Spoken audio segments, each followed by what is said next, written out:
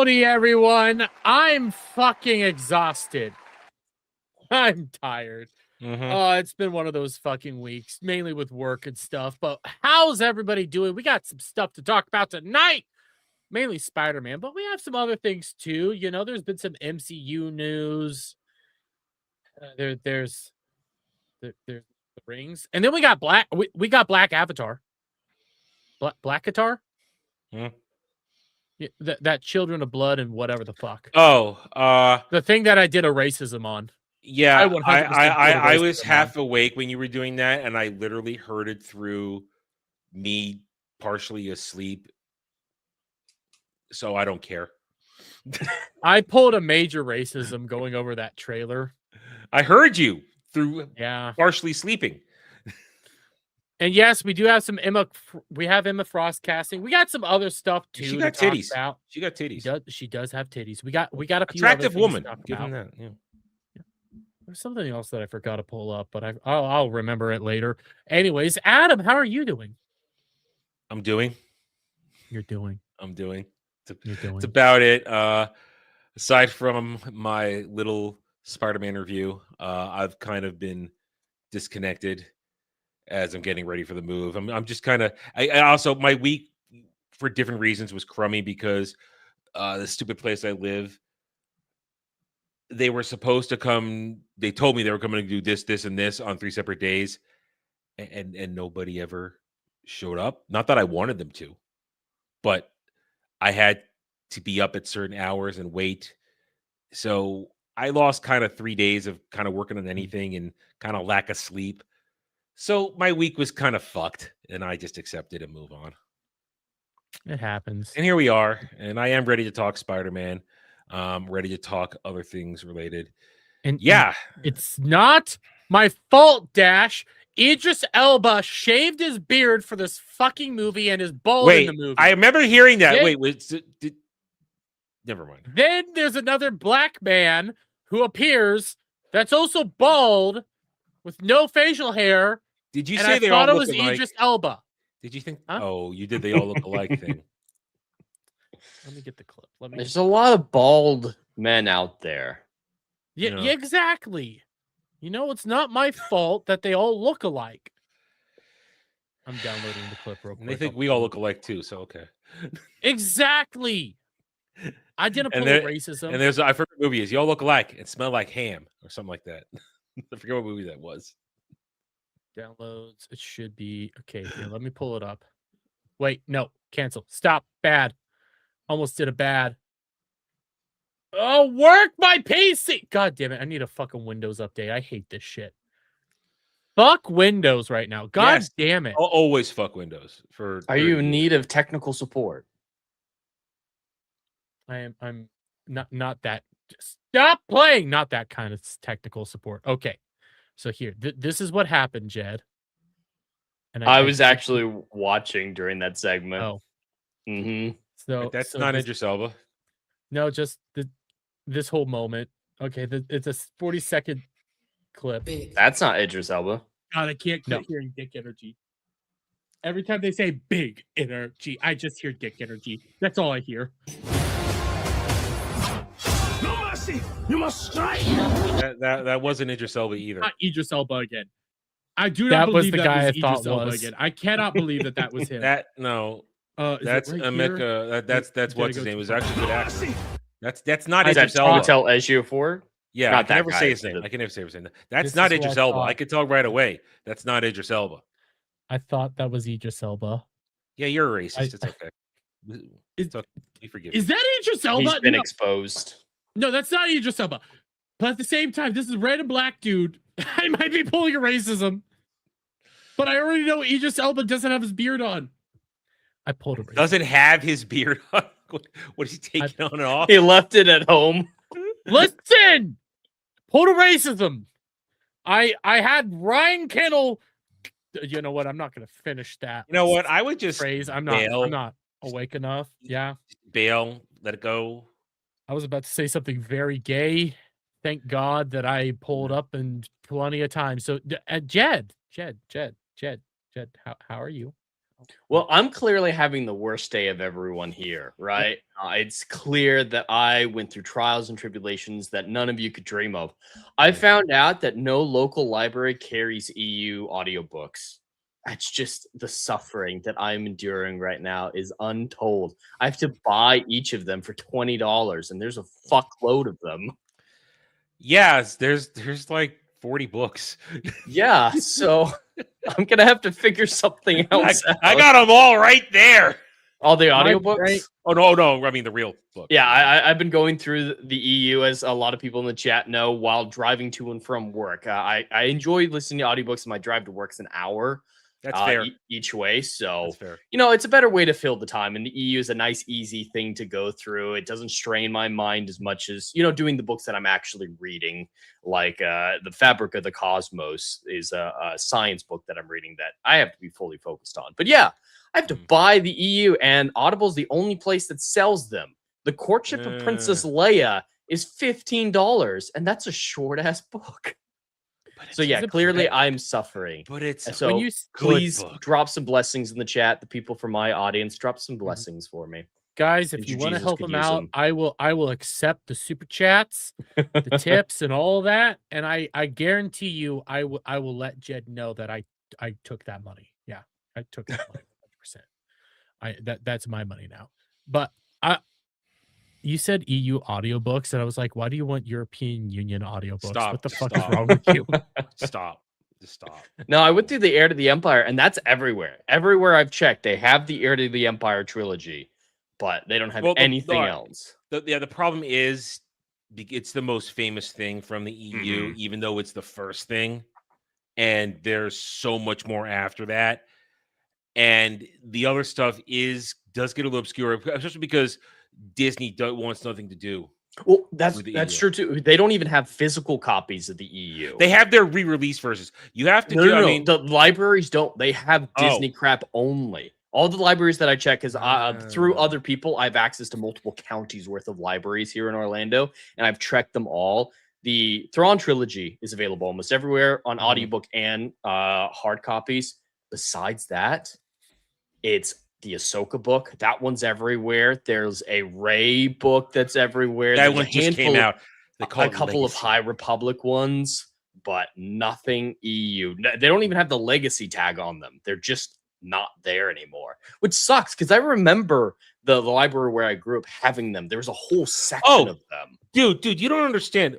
Back in the day, and this is before you gentlemen were even old enough to pay attention to this stuff, in the late 90s through the 2000s, the Barnes & Nobles, Books A Million, B. Dalton, Walden, wherever you went, their Star Wars EU section was several shelves, like two side-by-side shelves, always packed. Now it's reduced to like 3 shelves on one section. Doesn't even take up the entire bookcase anymore. That's how pathetic it is now. They killed the brand. Killed the brand once. Always a New York Times bestseller without buying their way on there like they do now. Always New York Times bestsellers. Always finding the audience no matter what. And now, garbage. Fucking Disney. But anyways, okay, before we start getting into everything, because the Spider-Man discussion will probably eat up the majority of this panel. Do we want to do a small weird and wild? Because I did remember there was something that happened today that I saw. Let's do it. Why you guys were doing this? This is a special weird and wild. Let's see what Cloud's up to. No, that's not weird and wild. That's something I don't want to. No. So I can't play the video because I'll get copyrighted. But here's a video. Yeah, it has music of sad people watching anime. That's not anime. Alone. That's not anime. It's anime or VTuber. It's anime something. Okay, that's I don't know if it's VTubers or what stuff. I'll be nice. I don't know what it is, but it's That's not anime. Japanese music is playing in the background, like ba ba da ba ba ba da ba, and you can see that they're depressed to the picture or in the video. Cloud. I don't know why, but this speaks to me. Anyone that speaks to should get vouchers for free therapy. Careful. Dash will narc on us again.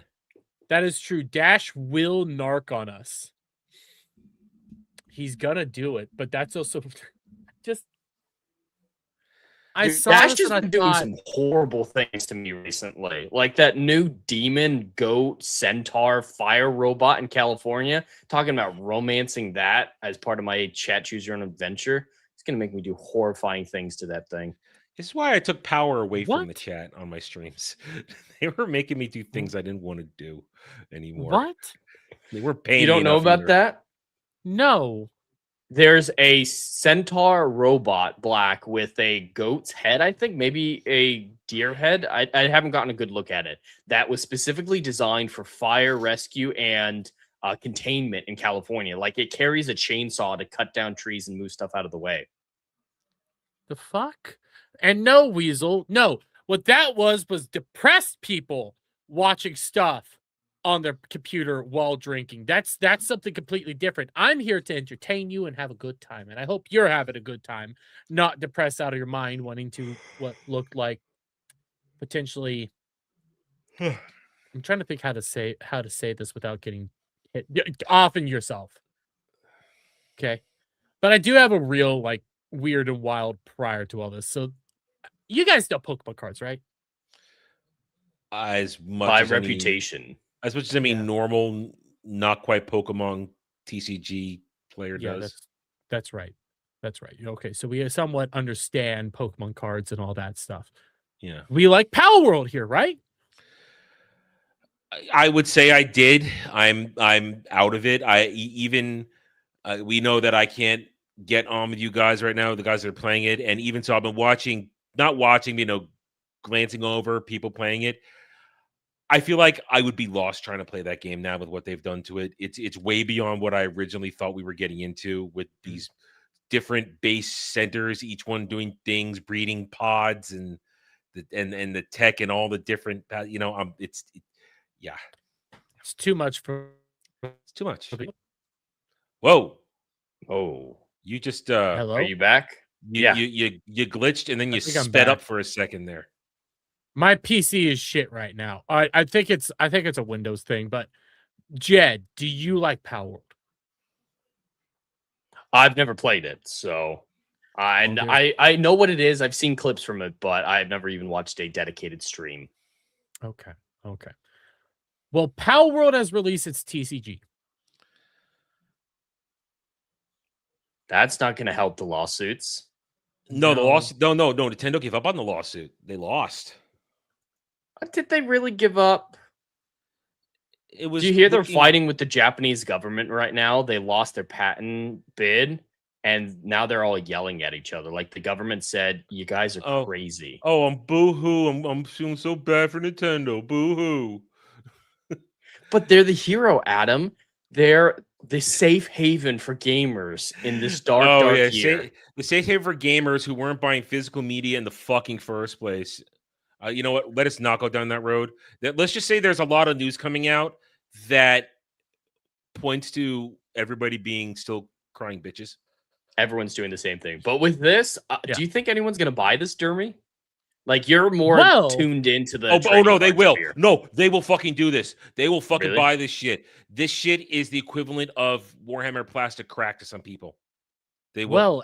Well, is it going to be a temporary fad? I personally think this is going to be a temporary fad. Like, Power World is popular.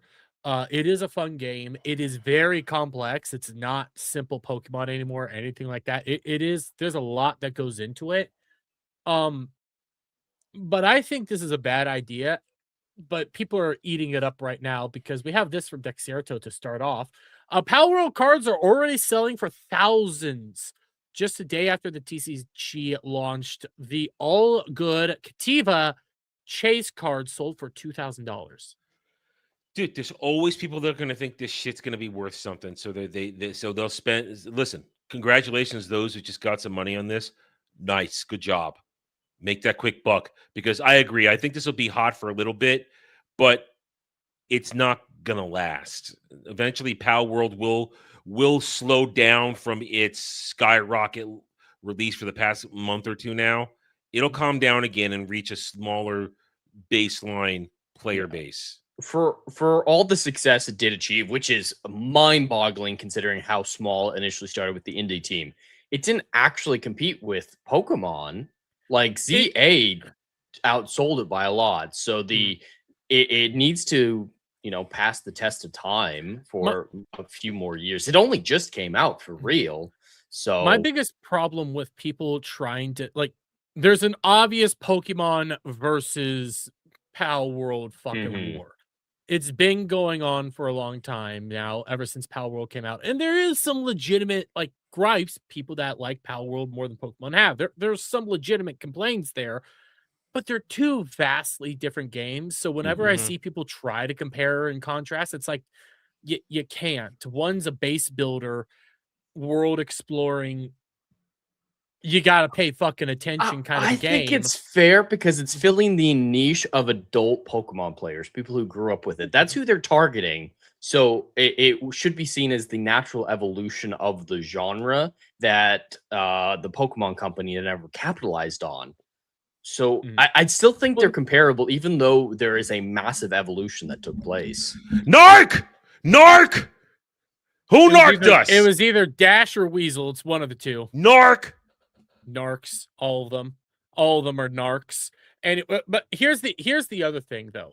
Like, part of the reasons the Pokemon company never capitalized on, they don't have to. They really don't have to, but they never had the actual technology to do it, for lack of a better term. They're more or less strapped with Nintendo. So any games that they put out, they're either app games or they're gonna be Nintendo-based games, and Nintendo never had the proper tools until recently to do a game like Power World. So they're only now getting to that point, but they still have some issues. I think it's even more they don't have to, because the Pokemon loyal will always show up. It's proven over and over again. Yeah, no matter how much you bitch and moan about how the games don't evolve, you're there. Or we bully you into buying Pokepia. That's true. Which I was responsible that was the for. only that was one of the few Pokemon games I never wanted to play, and I played it. Oh, and God. I bet you'd still play it now if you really wanted to. If you got into it again, you'd it's nice and cozy. That's why I choose not to play it, because cozy I know and safe I'll and get warm. addicted. It's yes, cozy, I know I'm gonna get more addicted to it. That's why I choose not to play it. But we also have this. Some people are selling Power World cards for $9,000 right now. Oh, of course. This is, if it loads, this is fucking ridiculous. The art's good, but here's my thing. You guys know why Pokemon cards hold their value, right? You know that? Why this? Actually, no, I don't. I don't. Not beyond love and limited printing. Limited printing. That's the sole reason that they hold their value, is limited printing. So the art for this campaign right here, you're never going to get that exact art again in any other version. So they have limited supply and demand and all that stuff. That's what basically makes them the prices that they are. I don't see Pal World doing that. Look, here's the thing. They're artificially creating a supply problem. Here's why Pal World won't be able to do it. No matter what, Pokemon Gen 1, at least I think through a lot of cases Gen 3, made a very big imprint on even non-Pokemon people, normies. Normies. Yeah, like normies that. know who Ash, remember, Pikachu, right, there's a lot of original starters are. There's a lot of familiarity with those Pokemon that have stood the test of time. You could walk up to me with a check for $1 million. I couldn't name you a single fucking pal right now. And I played it for a little while too. Or pal. Pokemon. No, a pal. No, pal. A pal. He's contrasting. No, I'm saying me. Okay. Me. And you only say Katia because just fucking saw the card. So, Lamball. All right, there you go. You also recently played it a couple weeks ago. Anyway.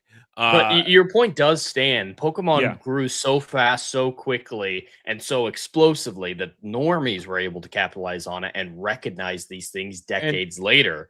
But people will always know what a Snorlax is. People will always know what a Squirtle, a Bulbasaur, a Pikachu, a Charizard, a Charmander, Charmeleon. They will know all the freaking early evolutions. I think they will still know it up until a little bit into Gen 3. Good night, Judge Norris. But people will never know what a pal is outside of maybe a couple early Star Wars. I know there's a bunch of fucking new ones that are going to introduce this and that, and I had my fair share when we played it, but I don't know the names of these things, and I renamed them too. That's the thing. I did what we always do, what people used to do for Pokemon. You rename them so you know who they are, so you remember who they are in your give them collection. slurs for names. Well, I don't know. I never did that because I'm not a 5-year-old.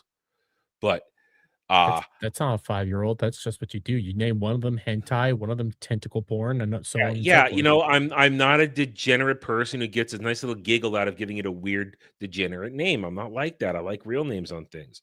Point is, you never gonna know who a pal is. They're not gonna have lasting memory. Now listen, Pocket Pair, they made a lot of nice money on this. They had a lot of nice money. They've been responsive to their player base, stuff like that, and they'll have their base for probably years and years to come. Mm-hmm. But they'll never make a Pal World 2. They can't. They can't. They can only do what looks like the plan is just constantly adding on to Pal World. Yeah. So they're gonna add on like another air quotes region. They're just gonna keep another continent. This and that. You have to get and that's that's a plan. That's good strategy, and it might work. But then you're just going to have all those continuing pals piling one on each other. I mean, one thing we say, at least Pokemon will sometimes separate the generations so you're not overloaded. That's one of the reasons, looking at the pals, I feel like I look at these screens, some of these players who have been putting all their time into it. That's just too much, man. Well, like, it's too much. Here's another reason why I like Pokemon more than Pal World. Pal World is fun to play with friends. It's kind of boring to play by yourself. Simultaneously, when it comes to Pokemon, if you're not like me, okay, for example, I'm one of those weirdos that I plan out my team prior to playing the game. I look into what's the new Pokemon. I try to see what's going to match. You look for the meta and all that. Yeah, I start doing all that. But for new players who every time a new gen comes out, you catch a Pokemon and then you get, could this one evolve? Is this going to keep growing? What's going to take place with this Pokemon in particular? You don't have that in Power World. There's no evolution. There's no it's just catch the next one. And it's catch the next one, optimize team, move on. And here's the thing also, and this is an old meme, but I'm going to say it like this. Power World is filled with guns and swords and death and explosion, and that's cool and all. Slavery. It's a gimmick, though. Yeah, slavery too. I mean, you capture people and make them work for you. But my point is this, though.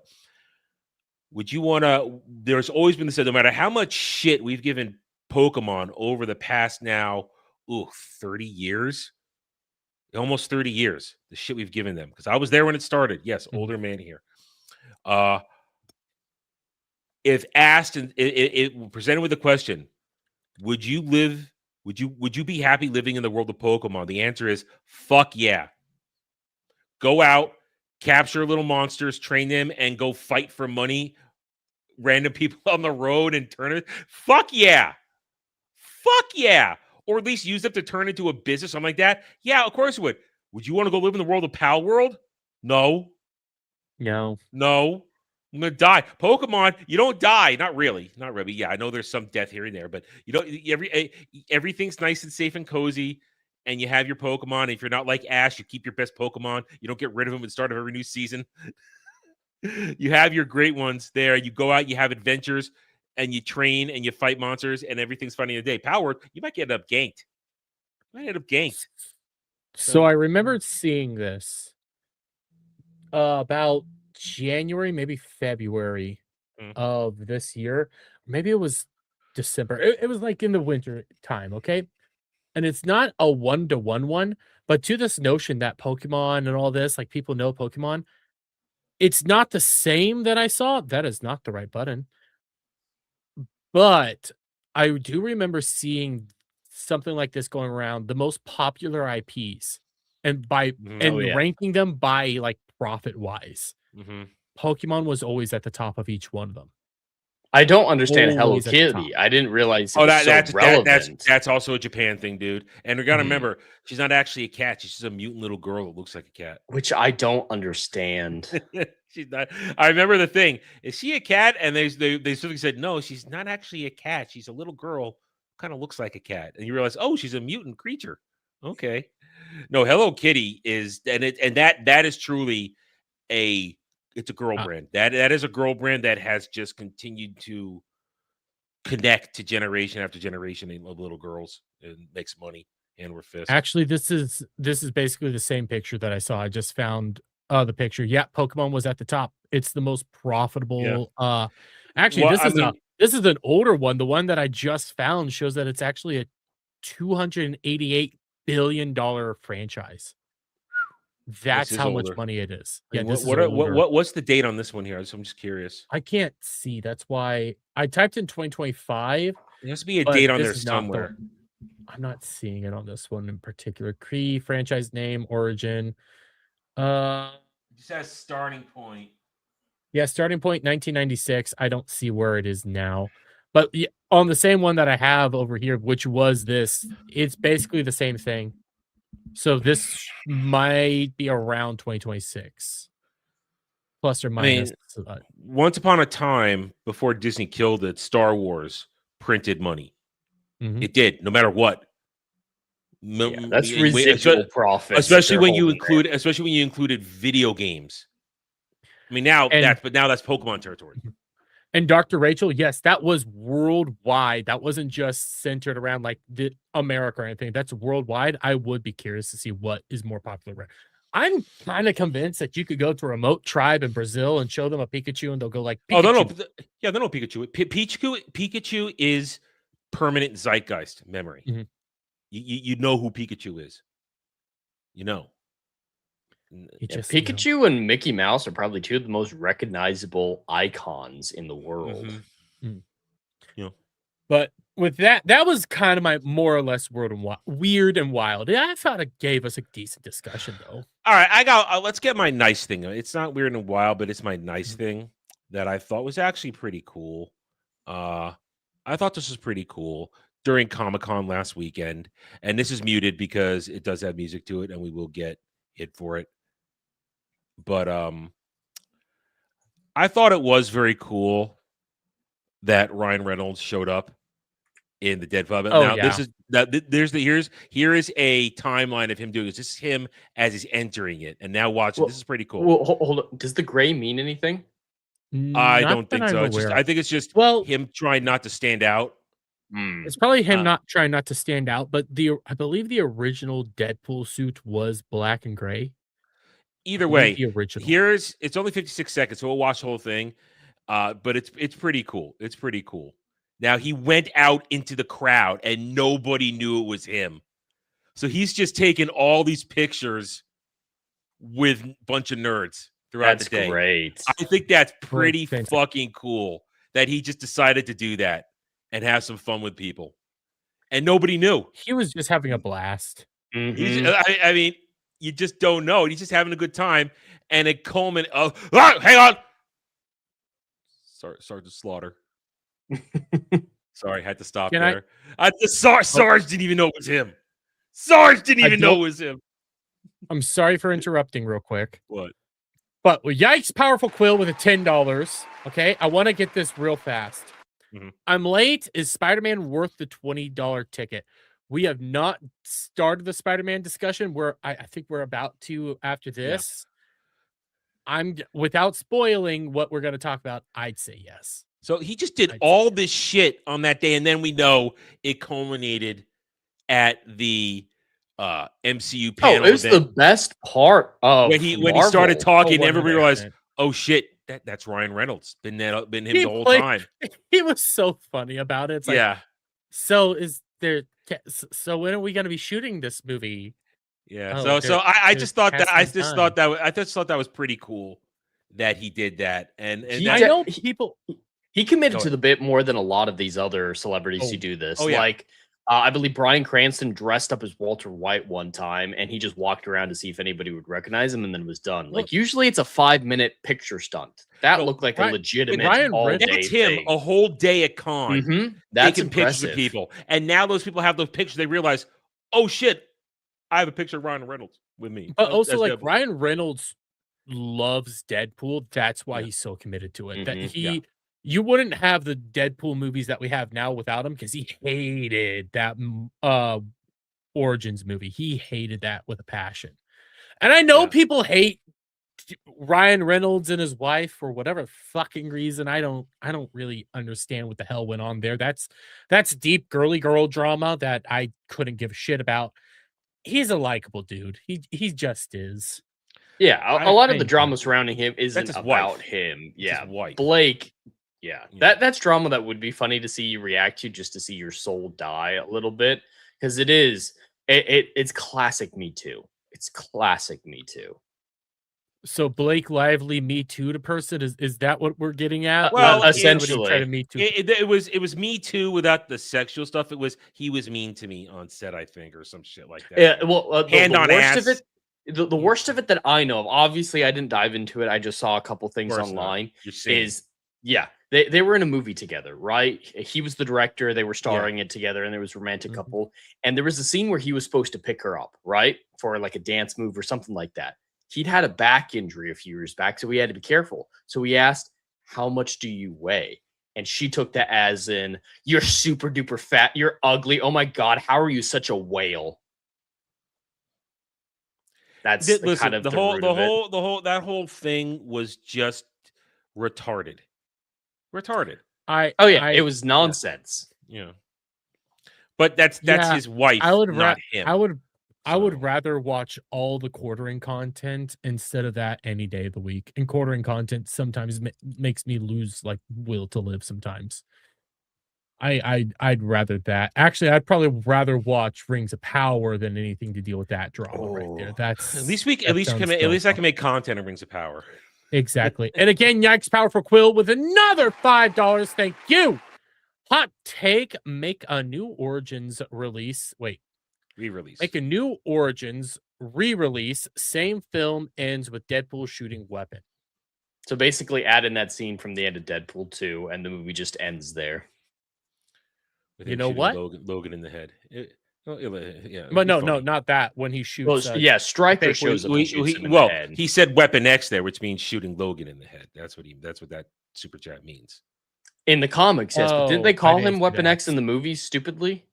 Well, I thought I remember some controversy about them. Well, it's Deadpool Project Weapon X. I mean, that's who Logan was. It's been years since I saw the Origins Wolverine. I can't tell you half the shit that happened in that movie. That's because most people can't. It's a bad movie. This is my Weird and Wild, just giving some context to Jeremy. This is a firefighting robot proposed in California. And this is how they decide to They're putting a penis on that. They're putting a penis on that. And just to get a better shot of it. The fuck is this creation? That's the hell? This is a firefighting robot. There are sketches of them like carrying people out of fires. This thing is going to hunt you down and murder you. I don't know why it has a goat head. A centaur with arms, maybe. You can go fast as being a quadruped, and then arms for precise movement. Sure. But why the goat head? Why? Or is it a bullhead? It's a bullhead. Yeah, I can't see it very well. So yeah, why the bullhead? That's not a bullhead. That's a goat head. Oh, was I right initially? It's a ram. Yeah. Okay. The ears.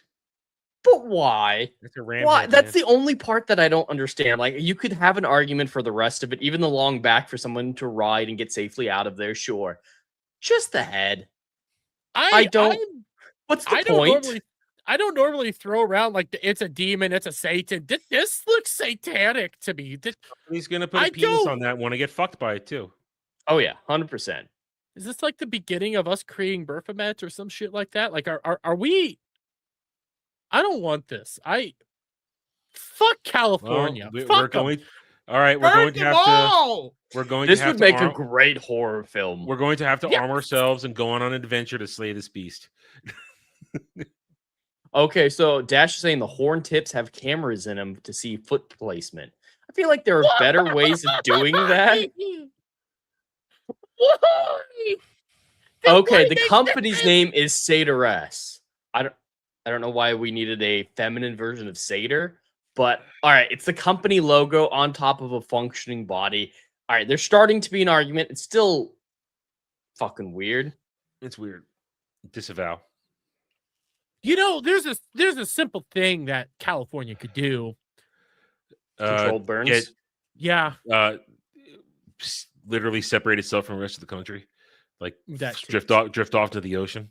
Can we trade it with Japan? Like I would. communist Oh, I China? would- Can we make a deal? The greatest deal in I'll history? sacrifice all I- of the Pacific Northwest for Japan. Oh, I'll take Japan and with Japan, not just all the islands, not just the main island. We want it all. Mhm. Yeah, Pick it up, all of it. transplant it here. That's ours now. Yeah, I That's mean now ours they now. could still be We like it. Japan, but I'd like to have them here. Yeah. Close by. That is terrifying. It's looking right into your Why soul. did they use this photo to release it? This was legitimately the first photo I saw. I think it was one of the first ones Look at released. that!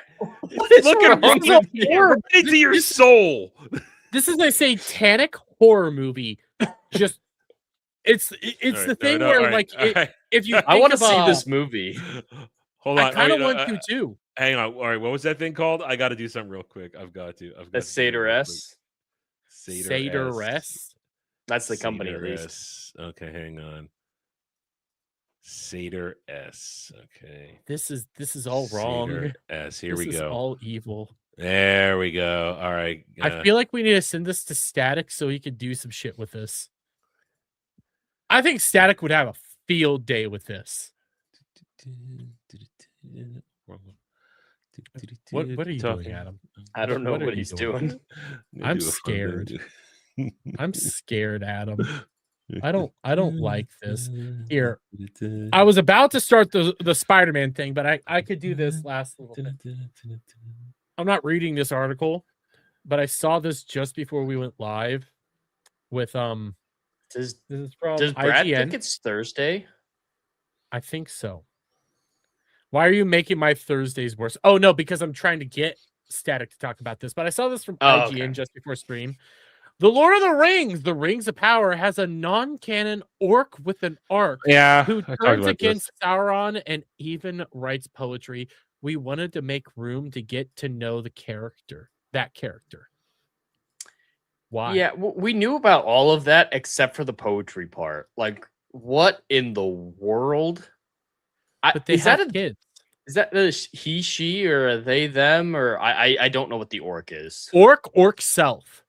Orc self. Jeremy. Yes. What? Jeremy. I'm so I happy. want you I'm so happy my colors are inverted on my screen, Adam. I want Because you to tell me, just look like a white blob. Jeremy, tell me your deepest, darkest secrets, Jeremy. That's Adam, perfect. I need you to know. What are you, I'm screenshotting this just so I can show you. Like, this is what you show up to me as. Okay. Jeremy? Say yes to the banana, Jeremy. Say yes to the banana. It's just the devil on Dermy's shoulder. I mean, this looks bad. Okay, this looks bad with what I'm about to show you, but it is Jeremy, true. Like this. It's okay, Jeremy. Tell me all your deep dark secrets. It's okay. That is what That's Oh, actually so much worse. That's actually even worse. all I see is a white, like, robotic blob. Why It's is it not that inverted? bright. Yeah, I why do you don't have it know. inverted? But wait, why is it when I'm not sharing my screen? I just glitched out there. Why is it when I'm not sharing my screen, you're black? Well, the ladies think that too. Because you can only share if you're white. You Jeremy, know what? Adam, I stop can it. I can see the things you're hiding, Jeremy. The secrets you keep deep in your heart that you don't tell the world. Genocide. I'm staring right through your soul, Jeremy. I The dancing sugar plums and the you tutus. know what? I The had- dancing I had it sugar covered. plums and the tutus. I don't that how know you what get the sugar fuck's foot? going on. I don't know what the fuck's going on anymore. I've lost control of that man. This is He's gonna enjoy that for a while. That's Oh, gonna yeah. go on your That was TV not- behind you. That's not going away for a while. You I should don't- definitely get a I- version of that on your PS5. I'll keep the picture for Oh, about. please. I have to get a larger picture. That one's not very large. So I just wanted that. You know one. what? Let's talk about Yeah, something Avatar. fun. Okay. Uh-oh. Okay, let's start doing the main subject of tonight. You're assuming Okay. it's gonna be fun? I think we're gonna have fun with this. Oh, okay. Did you not have fun? But before we get too far into it, I just want to say this movie's fucking taking all the money. Oh my god, yes. Woo! But Oh, wait, guys, no, so this is $17 million for Odyssey was the best Thursday ever.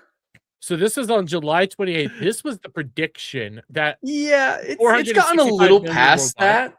Yeah. There was that gotten- $800 million that I mean that looked a little ridiculous. This is some of what we're getting right now. Again, these are subject to change, but Spider-Man Brand New Days sets all-time first day high with 167 million plus US, could beat Avengers But Endgame. guys, Odyssey did the best ever with 124 million. Don't you understand? It was the biggest, bestest ever. Don't you guys like Depressed Man? So, yeah, Depressed, sad bastard? The comparisons to the Odyssey are fantastic right now, and I want to see what the drop-off for Odyssey is. But there's also something else very funny about this. Opening weekend, Spider-Man Brand New Day will outgross the entire James Gunn DCU. I had this. Spider-Man Brand New Day earns more in Thursday night previews than Supergirl's full domestic run. And like Jed said, I'm saying with combined with Superman. Yeah. And Clayface, I don't think it's going to help get it over enough. So it'll take Man of Tomorrow 4 movies to account for one Spider-Man opening weekend. That $800 million worldwide opening weekend, I think that's plausible. a reality. I think that might happen. There are now predictions saying up to $1 billion opening weekend. That would be incredible. I'm not going to. Endgame's the only one that's gotten above $1 billion, I believe. And let's be honest, Spider-Man is the only hero that could do this. Oh, absolutely. Not even Batman could do this. I don't think Batman didn't. No. I think this is a better film than Endgame. So I'm all right with it. Well, yeah, it's just the narrative. Endgame a lot. And we know what my stance. I like Endgame for what it is. I do, flaws and all. But the narrative on Endgame is all over the place. As we're going to get into this, despite my subjective problems with the narrative or things they chose within the narrative, this is where I got this one completely wrong. Prior to this, I said over and over again, "Oh, Spider-Man might be enjoyable, but it's going to be a narrative mess." No, everything that we thought was going to be a narrative mess was shoehorned into the first 2 minutes of the movie as a part of the montage. Yeah. And everything and the narrative of the movie, while I have my criticisms, they stuck to it. There was no deviation. I was never lost in what was going on. I may have some problems here and there, but I was never lost. And it landed. It landed. Everything made sense with the narrative movie. So it's a better narrative movie than all these other movies. And I'm going to save the statement for when we're done the conversation, but I have another statement. So I think we should start, talking about it. But before we get into the spoilers, because I'm willing to bet, Brad, I got no money to bet. You know that. Like Yikes Powerful Quill here, he hasn't seen the movie yet, so I'm gonna set up a banner so when we start. Yeah, we're gonna start spoiler free. What the? Man, my banners are all kinds of fucked up. I'm gonna set up a spoiler banner, but before we go into that, general thoughts of the movie. Okay, let's start with that. And Jed, you're gonna go first. Okay, I can go first. Well, I haven't made a review for this yet, so people are gonna hear my thoughts online for the first time here when I say I fucking loved this movie. Oh my god, I loved it. I think it is easily the best Spider-Man in 20 years. I think it pretty easily sails over that. Obviously, the first two Tobies are better, but it clears the entire Toby and Andrew saga completely. Just like Adam was saying, the things that I was worried about plot-wise weren't present. The plot was incredibly tight. I don't see a whole lot of plot holes from it. One of the characters, we'll go into more in the spoiler details, was portrayed a little bit more evil than makes sense for the ending, and I do have a problem with that. But the characters I was worried about most were Hulk, MJ, and Ned, and they weren't in it enough or in devastating ways for me to necessarily be bothered by them.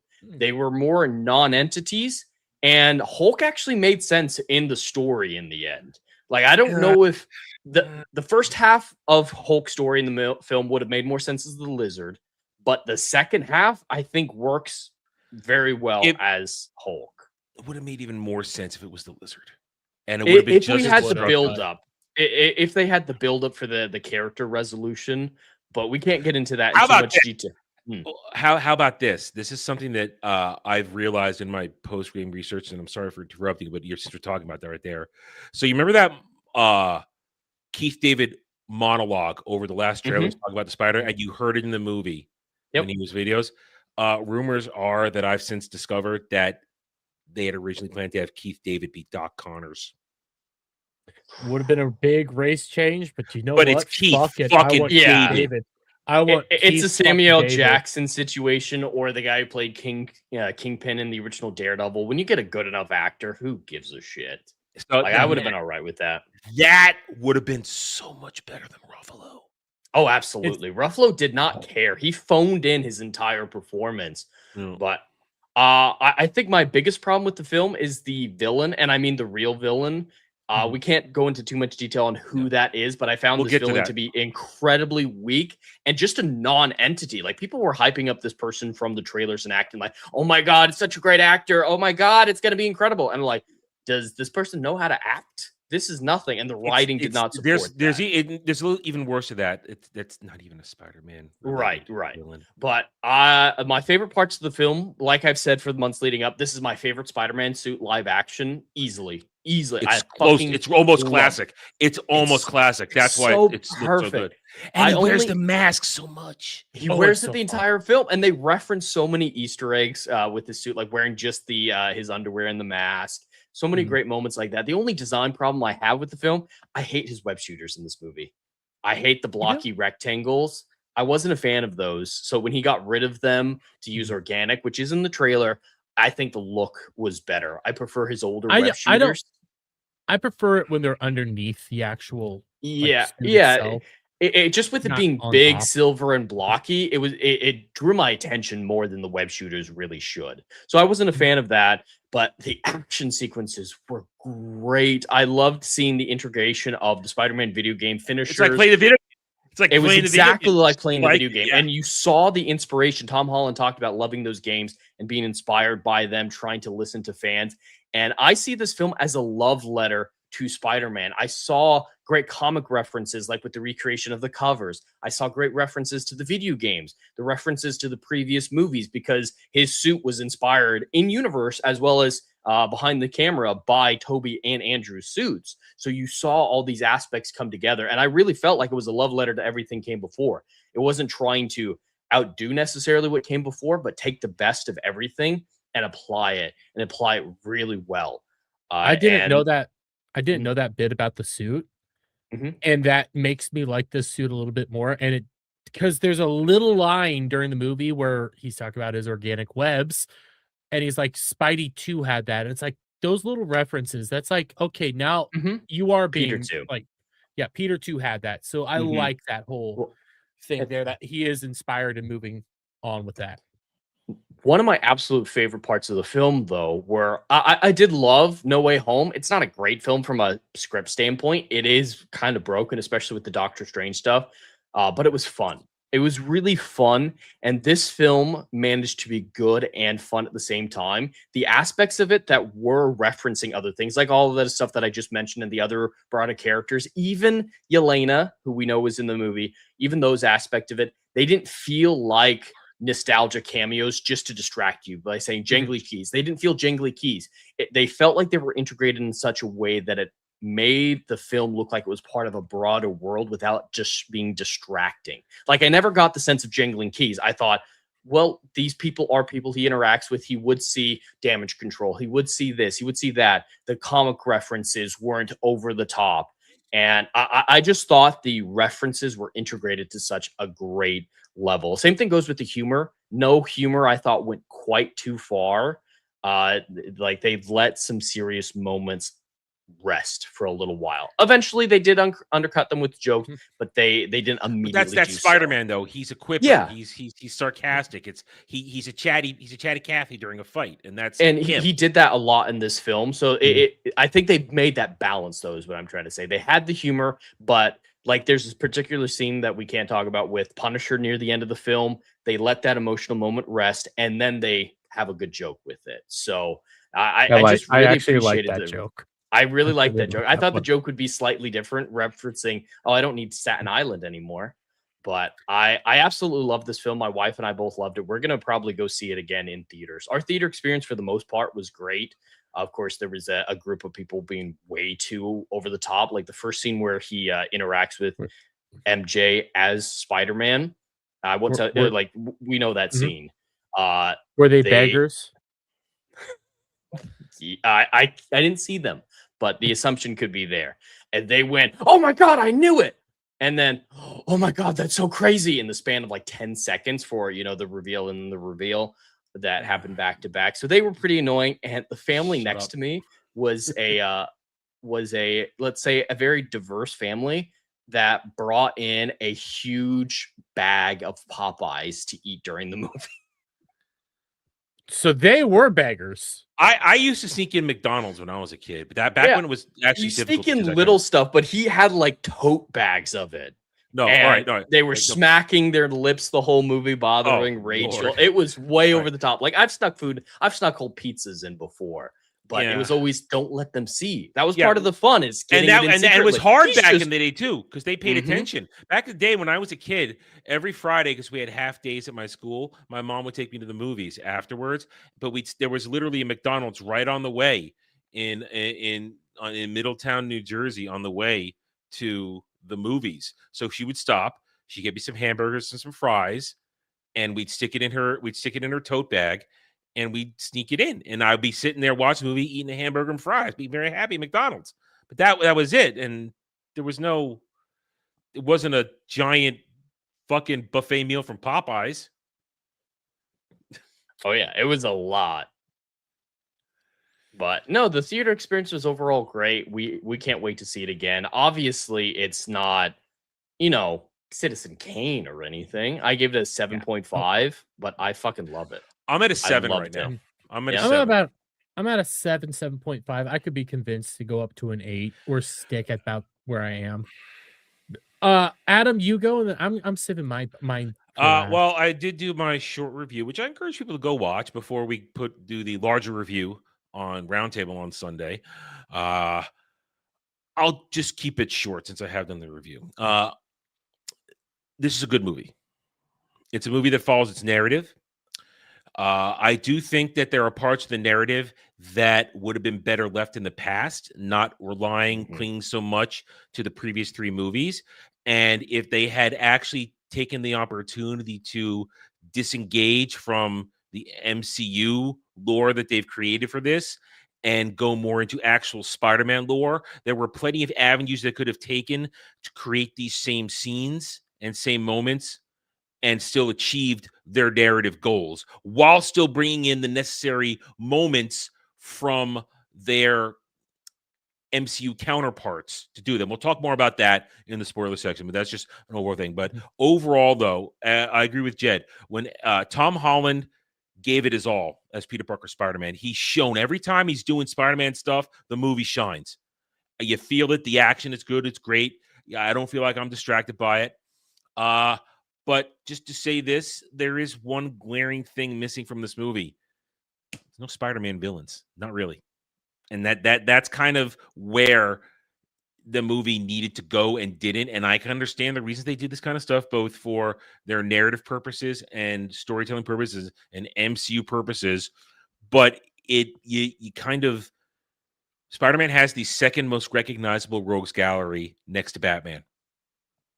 And when you, as we've already mentioned, when you remove the lizard for Hulk just because you're afraid to use the lizard because you used him in a previous movie, this and that, you're making a wrong decision because there's no connective tissue in these exchanges between Peter and the Hulk, Spider-Man and Hulk. Not really done anything in these movies together. Whereas you could have easily done a quick little shot of connection between in the montages. That montage, open montage, showing he's been doing for years now, committing to it.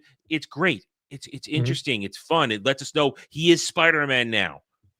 You could have thrown in Doc Connor stuff and had a lizard connection there too, but you didn't. Mistake. And at the same time, to borrow a phrase from Dermy that he uses in his more drama-related streams, The MCU is the poo. Don't touch the poo. Every time the movie touches the MCU, it stinks. Florence Pugh Yelena she's one of the worst things. It's not a lot, but every time she's on screen, it's horrific. It's bad. It immediately pulls you out because she's obnoxious. She's not interesting. And yeah, I hate seeing her on the screen. And I'm sorry. Once again, harkening back to the mean discussion over the week, I'm sorry. I'm not trading her in I'm not trading ScarJo and Liz Olsen for her. I'm not doing that. No. She's not even remotely as attractive to them in these. I like Peter's half of those scenes, but yeah, she was. Peter's half is funny. Potato joke. Okay, you did potatoes. No, shut up. The fucking Thunderbolts rebranded is big potato shit. It's like, you guys have 2 superpowers between you. The closest thing to me hearing Yelena's Florence Pugh's shitty fucking accent was in the Thunderbolts trailer. I never watched either Thunderbolts or the Black Widow movie or any of that. This is my first time actually seeing how bad it is. I was like, who the fuck is this bitch and what is this goddamn accent? She's seen as the most popular Phase 4 and 5 new character. That's because a bunch of sibs want her to touch their penis. That's why. Exactly. That's the only reason. She's kind of hot, and she's the new Samuel Jackson. She's in like half the TV shows. Yeah, she started in the Hawkeye thing. She first appeared there when she humiliated Hawkeye some more. Anyway, but to my point is this though. Yeah, don't touch the poo. Florence Pugh has nothing on ScarJo or Liz Wilson. Olsen. No, yeah. Olsen. No. Wilson. Those are 2 very attractive, beautiful women. She's a 6. Yeah, she's all right. 6. But Liz Olsen and ScarJo are 8s and 9s. Yes. So and they're also not 5'1" midgets. Anyway, point is, anytime the movie touches the MCU, it's touching the poo and it ruins it instantly. This movie would have been far more enjoyable if it really did cut itself off from most of the MCU, which you can do with Spider-Man, because Spider-Man is a New York hero. And his villains are New York based most of the time. And you can contain it in the city. You don't need to go worldwide because, once more, Spider-Man villains, they're not trying to take over the world. They're just trying to do shady shit in New York most of the time or do horrible things to him. So it's very easy not to have it be world-ending shit. It's very easy to have these be essentially one-shots, contained movies. So you can cut it off the MCU and it'll be better for it. Sony doesn't need the MCU. They don't. No. This proves it. This movie is going to be more profitable in the end than any MCU movie now or in the future, in the near future, for the past, I would say, 6 or 7 years. Since No Way Home. Since No Way Home, which was also a Sony movie. So this movie is good, and I can't really get into my nitpicks, my real criticism until we're in spoiler territory, because I must be able to talk about the scenes and say how I would have changed it, how it would have worked better if they had dug more into Spider-Man lore than sticking to the shit they created from the MCU-ness of it. Yeah. So just MJ and Ned at college, like have it take place while they're in Boston. I'm okay with the opening montage stuff where he's watching them and learning to let go. That's fine. But that's the problem. I mean, listen, the narrative is Peter is trapped in his past and he makes the wrong choice to commit to his work. He becomes a workaholic, essentially, with no outlet, without saying too much spoilers. And that's a great narrative, but there are ways they could have done it and dealt with it. And before I toss it to you, Dermy, I was with only a minor spoiler. You could have still had Zendaya MJ in it for the closure he needed without giving her so much large role in the movie. All right, I saved her. I will talk about it. Dermy's heard some of this, but I will save it for the spoiler section. But that's all I can say now before we get into more spoiler content. I'm gonna go get some water. Real quick. Remember, we're in an echo chamber. I have had points that I've thought about that I've disagreed on. Both Jed and Adam still love the movie, but I disagree with them. But yes, we're a definite echo chamber here. What I will say is, like, one of the themes that Adam was kind of hitting on there is like this loss and stuff. I'm trying to think of a good way to describe it. It's not PTSD like in the Odyssey. It's more like I have trauma from doing a bunch of shit and losing like the support network that I It's have. mild depression. Yeah, mild depression. And instead of, trying to find a way to grow through this. And when I say this, it sounds like MCU stuff, because this is something that they did in Guardians fucking 3, which was stupid with Peter Quill. But instead of having that moment of just sit down and really contemplate what the fuck happened back in No Way Home, because I fucking love No Way Home. I watched it last weekend in preparation. I watched all 3 of the Tom Holland Spider-Man movies in preparation. No Way Home, the moment that came on, I was just like, yes, let's go. Because that's possibly my favorite Tom Holland movie. Not my favorite Spider-Man movie, but it is like, I'd say top 3. This one's giving a run of that. I will admit to that. I'm bouncing back and forth. But what this movie does really well is it basically shows you, after No Way Home, he basically just didn't find support and just dug himself into work for 4 straight years. It's one of the first MCU movies to show consequences for a character. Mhm. Even the blip has been moved past. Yeah, this one, they came back. They came back to some of the shit that went down there, and you were like, it's been like 4 or 5 years in the movie? In universe, just over 4 years, because they went through their 4 years of college. That's okay. And he's just been being Spider-Man for that amount of time. My thing, though, is I have a lot of gripes about this movie the more I sat down and the more I thought about it. A lot of it comes to spoiler stuff and some of the other stuff that I just love. And the thing is, I disagree with Adam. I kind of like Zendaya and Ned being a part of the movie. I actually kind of liked it. I thought they were important. I think they go to some of like what he's been dealing with, the lack of support network, just burying himself. This is the in best work that they've everything. been used in the 4 movies. Yes. Oh, hands down, bar none.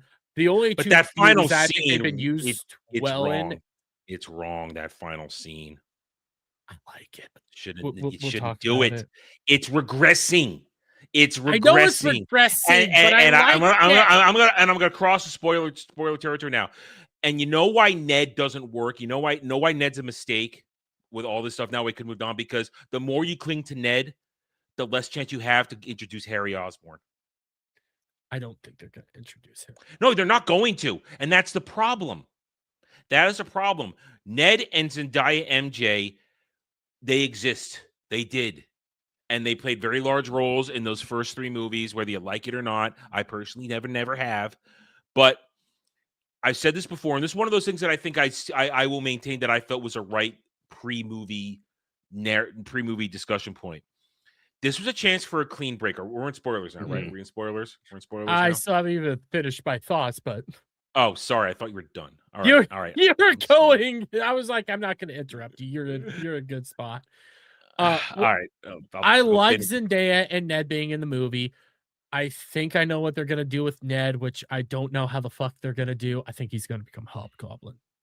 That's just they've been saying that for fucking. They've been saying that. They set him up to for be a 8 sorcerer. fucking years. Hobgoblin, but They've been saying that for 8 fucking years. That ain't fucking happening. I could see it happening. He's going to be a sorcerer. He's going to be like Wong Jr. Probably, but a lot of my biggest issue is also like there's 2 movies going on at the same time, and I have issues there, but I just love the character development. I love Tom Holland. I think Zendaya did some of the best acting of her entire career in this, which is fucking shocking. Great chemistry. I can agree with that. I said the same thing. I said I was not annoyed by her performance. She actually was fine. Listen, I have issues with the main antagonists, a lot of them. Mm-hmm. And boy fucking howdy, the scene on the rooftop, I wanted to kill that bitch. And at the same time, Zendaya acted her heart out there. I was she knows how to play a bitch. That's true. I was at the moment of about to cry. I really do enjoy this movie. And I will say this, I can see there's some elements and notes of Spider-Man 2 in it. Because one of the big things in Spider-Man 2 is losing control of your powers and some of the grief and stuff. Well, no. Spider-Man 2 is not losing control of your powers. It's losing your powers. It's two different Yes. things. The narrative of Spider-Man 2 is I don't want to do the job. This one is I want to do the job and I don't want to hurt people while doing the job. Well, you could see the inspired. It's an inverse of Spider-Man 2. Yes, but the best thing this has over Spider-Man 2 is this MJ in this movie is better than MJ in that movie. I can't fucking stand Kirsten Dunst. You know, the more I've thought about it and I rewatched those 3 movies again, she's a shitty MJ. It's not about you. It's about me. I don't think we've actually had a good MJ in the movies now that I think about it.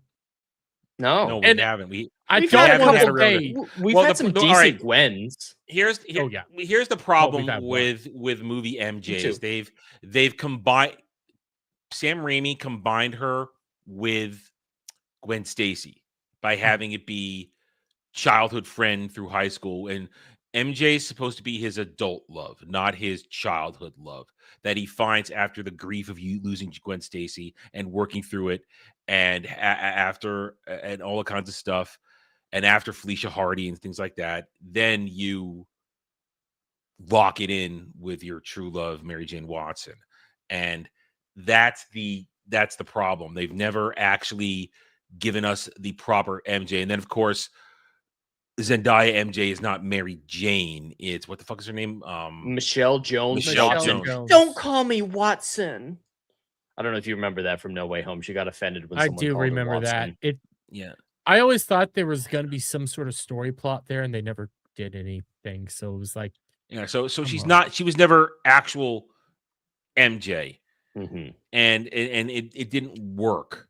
And again, that's combining it. It's not even real MJ. It's still elements from Gwen Stacy being high school. They take the wrong track, and it's always been the wrong track going all the way back to high school with Peter. And one of the things about this movie that does work is the fact that this is Peter actually being Peter Parker, adult on his own. Problem is, part of the element of Peter Parker as an adult is the fact that he always disappoints everybody. Because Spider-Man, he tries to be there for people in normal time, but is always something Spider-Man. That's part of his relationship with Mary Jane, is that she loves him, she accepts it, but her heart is continually broken by the fact he's always going to jump out the window and swing away, and she's going to wonder if he's going to come home at night. Come home the next day, excuse me, put that away. And the part that, even though this is 4 years of active Spider-Man stuff as an adult, you're missing that other half of Peter Parker. Now, this is where I'm talking about. These are going to be nerd nitpicks. These are not nitpicks of the movie. And we are, if you can't tell, we're in the spoiler section now. If they had addressed these things with a little bit more of the nerdness to it, this movie would have been a near 10. Because if you would address, because now potential. I missed this. Maybe it's something from No Way Home that I forgot. Because let's be honest, most of that movie's forgettable except the third act. Nice. What is love that movie? Besides the third act, it's rough. What is Peter living on? Nobody knows. That's the insurance money from May. So a stipend left over by Tony. It's either insurance money, a stipend, or how can he access either of those things with his wiped identity?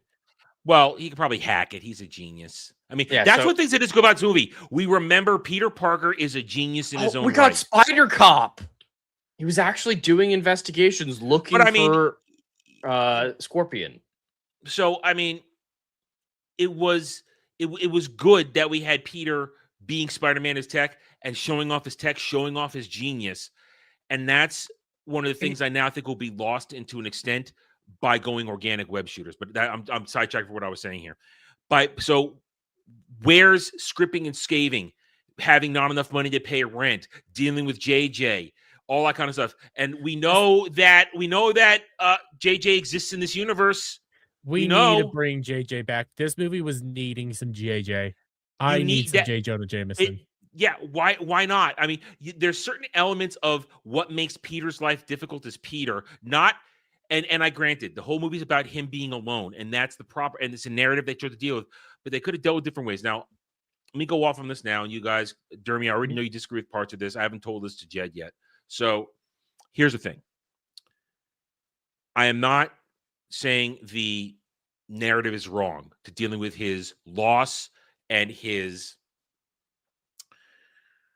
slight depression and stuff like that, committing to the work, being more Spider-Man than Peter Parker because he's afraid of being Peter Parker because it'll hurt people. That's fine.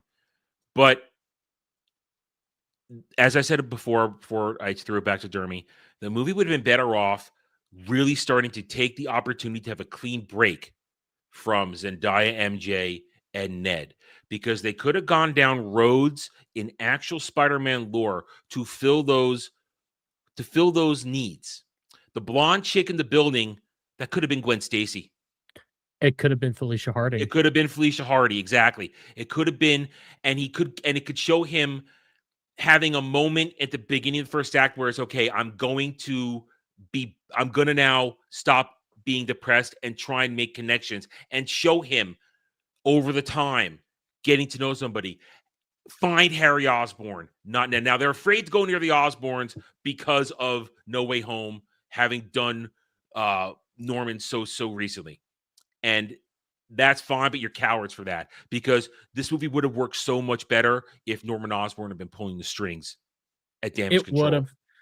I would have liked that a little bit more too.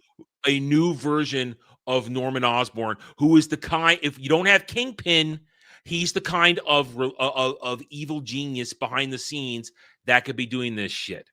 It could have been Kingpin. It could have as well, but they're not going to touch him because of the Daredevil movie. What? Hold on. What? Yeah. Sorry. An audio kicked in from nowhere. Sorry. I also think it could have been Craven, because like with Man Spider and Jean Grey, Craven would have worked really the Man well. Spider was a tease we all convinced ourselves of, and they just told us they let us run with that as predictions. The Man Spider was just him basically losing control of his emotions and stuff, and that's pretty much what it was. And you needed to powered up. Now, let me keep going this rope, and I'll toss it back to you guys. You finish what I'm saying. So you could have supplanted more deeper Spider-Man lore stuff and gotten away with it, but now you still needed Zendaya MJ in this movie, because she still needed to break his heart like she does on Frank's boat. She still needs to break his heart like that, but they could have done it as a random moment where he's at his lowest, where maybe Gwen or Felicia, he feels like he's getting too close and he's pushing back, or they're in danger from Jean or something like that, or Harry or something like that, and then he runs across her, and a creatively well-written scene could have still had her break his heart and completed that without doing it. There could have been, I'm not going to write that scene now because it's not my job at the moment, but you could have found a way to still have her break his heart in some sort of interaction that forces him to move on like he does on the boat. And then after the boat, they linger. What is reinserting himself into their lives? You're undoing the work you started for having him separate, especially that ending with Ned, where Ned, Peter, that's wrong. That is the wrong direction to go. You need to get away from these characters and go more towards Spider-Man lore, because it'll be more beneficial for the franchise in the long run. Because as I said earlier, the less you get connected to stuff from the MCU, the better you're going to be. Because Spider-Man doesn't need the MCU. The MCU needs Spider-Man, as this movie proves with its possible $1 billion opening weekend. The MCU needs Peter Parker. Let's rephrase that. An MCU needs Peter Parker, Spider-Man. They need him. He doesn't need them. This movie proves it, because this movie, you barely touch the poo. When you do, it's the worst. When you're not, when it's him being on that, it's great. So there are lots of things. And then we'll talk about the villain stuff after. So, I mean, I think that I'm trying to be fair to the movie, where I understand the need for Ned and MJ, and they fulfill their roles within the constraints of the narrative. But if they had just had the courage to get away from it and delve deeper into Spider-Man lore, just go in that direction, the movie would have been so much better and set the stage for so many better things. It's on the verge of perfection, like you're saying. Just a couple changes, not going back on the message that you're saying. They try to explain it away with the Aunt May scene, saying that you need the people you love, but a stronger villain solidifying that message, this film could have actually rivaled Spider-Man 2. villain. It doesn't rival Spider-Man 2. We're gonna have that discussion on Sunday. Could Sunday. have gotten there. I know some people are putting this on par with Spider-Man 2. It's not on par. This is why I think it's the best one. 1 and 2 are still the best. Then I'm sitting here thinking, personally, I love No Way Home. I put this in rival of that one. I put Homecoming under there, but if I'm doing objective movies, I don't even think it's better than Homecoming. I don't. I think Homecoming is a really good movie as it is, but the reason Homecoming falls apart at the end. Homecoming falls apart at the end. It gets a little weaky, but it's a good movie. They're all better than Amazing Spider-Man 2 and Far From Home, though.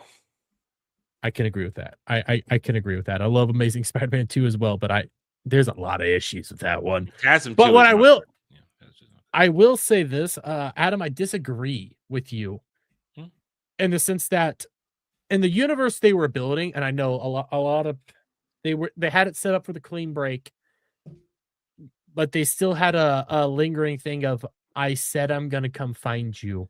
I need to come find you eventually. We need to have this conversation. Yeah, but the movie deals with that, and they could have dealt with that better with his depression, obsession, and somewhat little bit of cyber stalking. They could have dealt with that without lingering. The problem is it's his fucking wife, so we'll never move past Ned and MJ. We're always going to be stuck with them. We're never going to get Felicia Harding. We're never going to get Gwen. We're never going to get Harry, all because as much as I love Tom in this role, I think he really understands the character. He has creative control now. He has a lot of creative influence. He has leverage because it's worked really well for this film, but he's not going to let them phase his wife out. We're never going to get Gwen Stacy. We need Felicia Harding. You need Felicia Harding. Need that character. There's a good way to bring her in. You need that dynamic. And you could put her in the second one, because this is a new trilogy, which I think I know where it's going to end. And that's a conversation for after all this. Put her in the second of this trilogy so that it shows that he's trying to move on. Give us her then. Give us Black Cat. Just try a little bit. Tom, if you're out there, try a little bit. It would be great. And then you could show like Zendaya watching the news, seeing fucking you and Felicia Harding together. Just seeing Black Cat and Spider-Man and wondering, like, why am I getting jealous and all this? Why are these feelings pulling up? I don't love Well, that wouldn't be why. She already knows why. The movie already explained. They removed, she knows who he is. And that was just. Well, they show her at the very end with the Black Dahlia from No Way Home. Not No Way Home. Far From Home. Where she's struggling with the fact that some of those memories are returning. Not all of them, but some of the feelings. I don't know if you guys felt this, but I thought the film at the end, when Peter was in the hospital bed, Punisher was going to go, she said something before she left. She wanted to give you something to say thank you, and it was going to be revealed that we already know that she, from outside stuff, that she was able to track down Peter Parker because she was immune to the memory spell. I don't know if you guys knew that, but that's from third-party stuff. That's how who we're talking about is Jean Grey. Jean Grey, which everybody knew was in there. The biggest surprise. The worst kept secret in Hollywood for the past 4 months. Jean Grey is in Spider-Man Brand New Day. Played by shocking. Tobey Maguire and Andrew Garfield being in No Way Home. Wow. This is even more obvious than that one was. Yeah. But I thought the movie was going to end with her having used her powers and her immunity to unlock Ned and MJ's memories fully. I thought that was going to happen too. That didn't because cross she my has mind. That power. That didn't cross my mind. I mean, I'm worried now. People are saying they're going to try for a Peter Jean romance in the MCU. Please no. Some people are throwing that out there, which is absurd. Now, I mean, considering, I mean, now you won't be able to have MJ, Logan, Scott's triangle because Hugh Jackman's still Logan, he's still Wolverine, and that's a very, very, very large. Even though Wolverine is way older because he's older, in reality, actor-wise, it's too distant. It's too much, yeah. Too much. We'll get to that. Brad. We'll get to that. Yeah, that is a problem that we need to address. But I mean, no. The problem is, I saw one funny meme when they're memeing somebody was basically screenshotting the moment where Peter and Gene talk inside his memory. Somebody said, "Wow, Peter and MJ having a really good discussion here." I just laughed. I'm like, I wish that was actually true. She would have been a good MJ cast, I think. She would have been. Yeah, She actually probably would have been. Yeah, But and I had no problem. How old is Sadie Sink? Oh, she's in her She's 20s. 23. She's 20s. a tad younger than me. Yeah, but I mean, she would have been. I think she did a fine 24. job. She would have been fine. But I saw that meme. I'm like, yeah, you're making me feel annoyed that I wish she was Mary Jane having a conversation with him right there. Hey, 'Cause it at least actually they have a looks right. ginger. Well, Yeah, they kept They one have of them. gingers. but And yeah, the villain's a black man. a black man who's an X-Man villain. Yes. I mean, And a non-entity in the film. God, he was boring. Here's the problem that is the giant, not green elephant in the room. There's no Spider-Man villain in this movie. That's one of the things that the movie, even though that final battle against the controlled hand is really interesting, and this and that is showing Peter evolves, and I want to talk about the organic transformation of that. I think that's a mistake. I think going away from mechanical web shooters to organic web shooters, that's such a mistake because the movie was already showing off Peter's genius and intelligence by adapting his technology for battles, which is what Peter Parker does. And going organic web shooters, even though they're stronger than his mechanical ones, I think that's a mistake. I think that's a regression of something. I think you should have stuck to your guns with that. But probably no villain to speak of. There should have been a real Spider-Man villain revealed partially in Act 2, hinted at, and then fully revealed in Act 3 that's been manipulating Gene, manipulating damage control. And it should have been the likes of Norman Osborn, like I said a little bit ago, because he's the kind of guy that would have had the power and influence and money to do so. But they're too afraid to go near anything that's been. It could have been Doc Connors. He was like, have him working for damage control. He's the expert on mutation. That's not a Doc Connors character trait, though. Doc Connors' character traits are: I was injured. I thought I could fix myself with lizard DNA genetics. That's why he'd be studying mutation in. But him manipulating Gene he's not a manipulation. The thing about I was having him slot into the current damage control, be one of the scientists. But Doc Connors, he's not a supervillain that controls things. He's an out of control supervillain because when he goes lizard, he becomes bestial, feral, and he hurts people, and that's what he hates. And that's where he would have fit in his Hulk. He's a tragic. Doc Connors is a tragic character. What would have worked better is Kraven wouldn't have worked here. I want to give me Kraven as a goddamn villain, please. If you had Man Spider, he works. Without Man Spider, it doesn't work because Kraven, that's not his shtick either. That's not his shtick. You need somebody like Kingpin, you need Doc Ock, or you need or Norman Osborn. Norman Osborn. You need one of those three. You need a mastermind. You need a mastermind. You can't use Kingpin because they shackled him to the Daredevil show. Yeah, and also in the MCU, he's not at the same touch this at all. And also MCU Kingpin, he's not strong enough to be a Spider-Man. He's not comic book or video games Kingpin, who is a beast. He has mega strength. This Kingpin is strong, but not mega strength level strong. Yeah. So you can't throw him. They're not going to do. They wouldn't do Doc Ock or Norman. You can't because they just did them in No Way Home. No Way Home painted them into a corner thanks to the multiverse bullshit. They paint him because after having Willem Dafoe show up again as Norman and having what's his name? Actor's name who played Doc Ock, just forgot it. Alfred Molina. Actually, thank you. Having them touching characters that were just there, they're too afraid. You should have done it. You should have. You know what? I just thought about this. They could have done Norman Osborn, and they could have done it in a very unique way. Show that Peter's trying to get a job at Oscorp, and one of his goals right now is to try to keep Norman Osborn from potentially. Well, it has to be a recast. Goblin. It can't be Willem Dafoe. Yeah, you would have to be. It has to be. He would just recognize the name. He would recognize the name. Meet Harry. Become friends with Harry. See, if you go see what I'm talking about. If you follow Spider-Man lore, it fills the gaps that You the could MCU versions were taking up. You could have it that Feels- Peter is doing his hardest to prevent him from becoming Green Goblin, doing everything he can But- to stop that inevitable but outcome, here's the trying his best.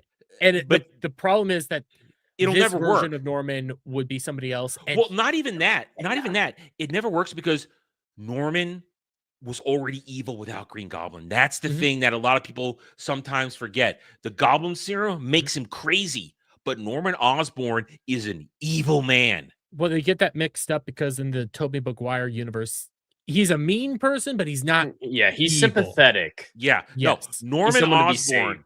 comic Mhm. accurate Norman Osborn is an evil son of a bitch. He will Yeah. destroy everything, get what he works, has no love for his own son, hates everything, only cares about himself. And that's the thing. That would be a lesson that Peter could learn, that there is no saving somebody who is pure fucking evil. But at the same time, he could have become friends with Harry. And if you're going to do this Jean Grey stuff, that could have been the wedge that spikes Peter's fear again over losing people. You could be making friends with Gwen Stacy in your building. If it's Gwen Stacy and Felicia Hardy, take your pick. But I think it's too soon for Felicia Hardy. I would have gone Gwen Stacy. It's a much easier route because Felicia is not. Here's the thing about Felicia Hardy. Felicia's not defenseless. Felicia could take care of herself. Gwen is I would have gone defenseless. Felicia because with the kind of darker tones that Peter was going down and being focused on the job, having that person to fuel the Spider-Man ego would have worked.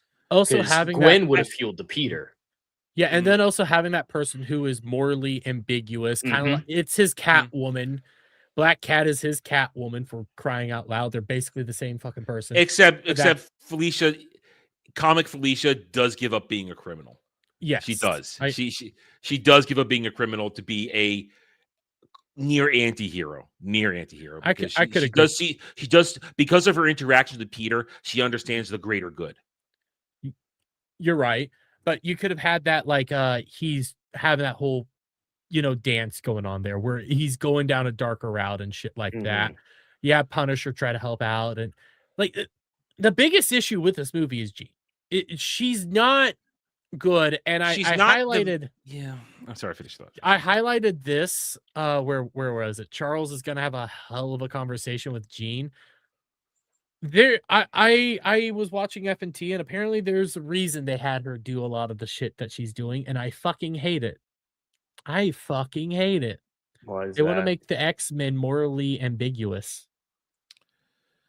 That's not the X-Men. The X-Men are Yeah, supposed to be They're fighting just for making them evil in Doomsday, so Well, they want to make the MCU X-Men Mhm. more or less more akin to like not like Deadpool's morally ambiguous, but it works for Deadpool. They Right. want to make everybody like a version Well, of here's the thing. Deadpool and Wolverine where X-Force they're is morally all- ambiguous. X-Force is more Yes. ambiguous. X-Men strive for peace and cohabitation. Well, like No. the morally, it would make sense to bring Magneto because some of the things Magneto does, you're like, Yeah, you know what, he's I a kind of agree villain. with you. Yeah, but You know, he's a Magneto villain, is but a I villain. agree with quality. you. But here's the thing about Magneto. Magneto's a villain, but you understand Magneto's motivations, and you can understand it. But the thing is, he turns off the morality because he figures the ends justify the means. That's Magneto's villain arc. Ends will always justify the means. That's a very interesting villain, but he's portrayed as a villain.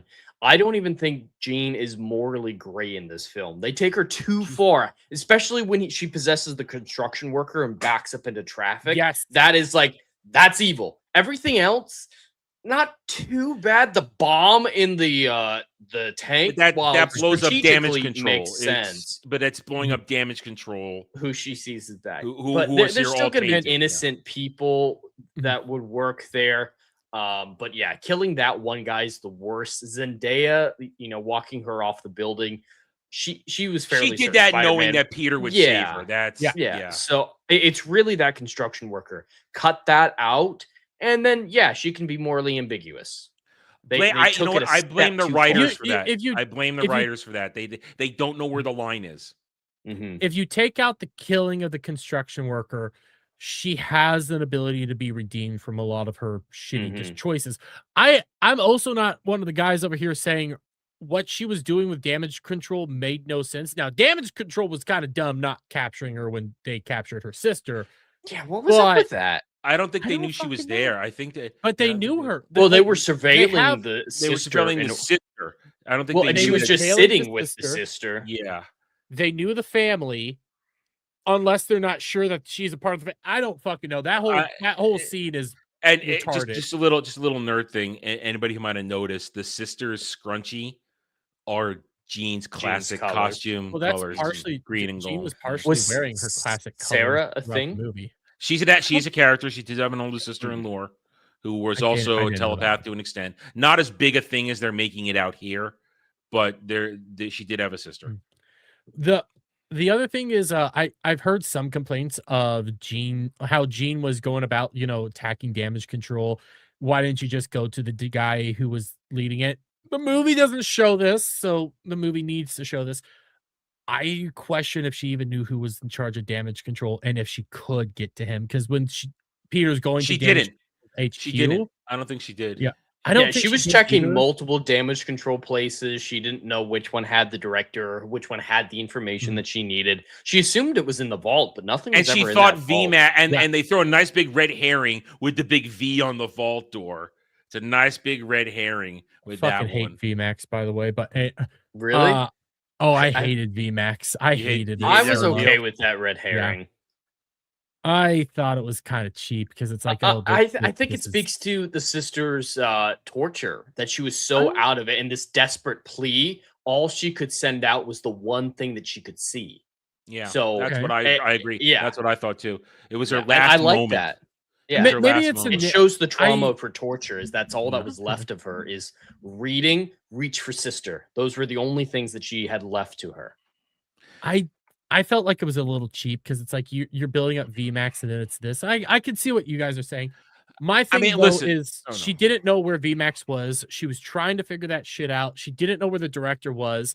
And then even if she did know where the director was, they show us in the movie that in order to get into the area where the director is, they scan the shit out of you to see if you have powers, and they'll kill you if you don't comply. They'll just They had studied telepathy, so maybe they would be able to detect if someone had been hopped into. Yes, Which the hopping was weird to me. That's why I thought it was the Phoenix Force, because I didn't realize Jean had to hop from person to person. That's never been a thing as far as I think it worked in context of the film, but it surprised me in my layman's view. Here's what they do. This is basically Jean 1.0, where she's her. If we're gonna call it the X gene, which is what it should be called, the X gene has just been activated recently. Her mutant powers are growing, but she doesn't have the strength to do. She's nowhere near Omega. Because Jean becomes the second most powerful telepathic mutant in the world after Charles Xavier, pre-Phoenix Force. We're not talking Phoenix Force here. So when you have her at this level, it's understandable that she's extremely nerfed at this point, and the stress of what they do to her at the end of the third act, it triggers the evolution of her X gene to where, okay, she just jumped up from level 1 to level 3 here, where suddenly she's got long range telepathic powers, and it's increased to telekinesis, because before it was just mental takeover. And then suddenly now she's a telekinetic too, which is what Jean is, of course, telekinetic as well. I like the detail of that, because her telekinesis was a lot weaker than her telepathy, even after the level up, because it was brand new to her. With the bubble, stuff was still moving inside the bubble. I don't know if you guys saw, there was a couple times where the person got possessed and then the car still crashed. And people were confused see a guy get crushed. Was crying. Yeah, the stuff was still moving. She wasn't freezing all items. She was just freezing the minds and then controlled the glass in the room. That's the one thing she was being telekinetic. I don't, and right there, I don't count that as part of her. She's an evil villain moment, because that moment she's in full rage, and she's just expanded her power. She's not controlling every little bit of it. She just knows she's trapped everything in that bubble of telekinetic force, and it's in that moment there. Go ahead. One of my problems, though, is they establish that she has a 33-foot range, like 33. That's the initial. It's a 33-foot initial hop range. Well, that's what he believes it is, based on the maximum jump he sees her take. Yeah. But then, I say that because they don't really balance out her powers before, that her mental snap, for lack of a better term right now, because then she jumps into, Mary Jane without even needing anything, so she could have just No, she always had done done it. that. Oh no, she Not had already Mary done it Jane, about but Michelle. no. Zendaya MJ she hopped in there right before Peter got there. So But She how? beat yeah, him there. they established in the flashback that when you stop hopping into someone, no matter how far they are, you whiplash back to yourself. So she was trapped in the helicopter, whiplash back to herself. She might have been closer Oh. to Yeah, Zendaya she and was managed still to get the rest of the way before Peter got because there. remember she can still move as Oh. herself. The movie Mhm. Yeah. establishes that Jean can still be herself while taking over another person. I think they need to show that. That's one of those They did things where, show it.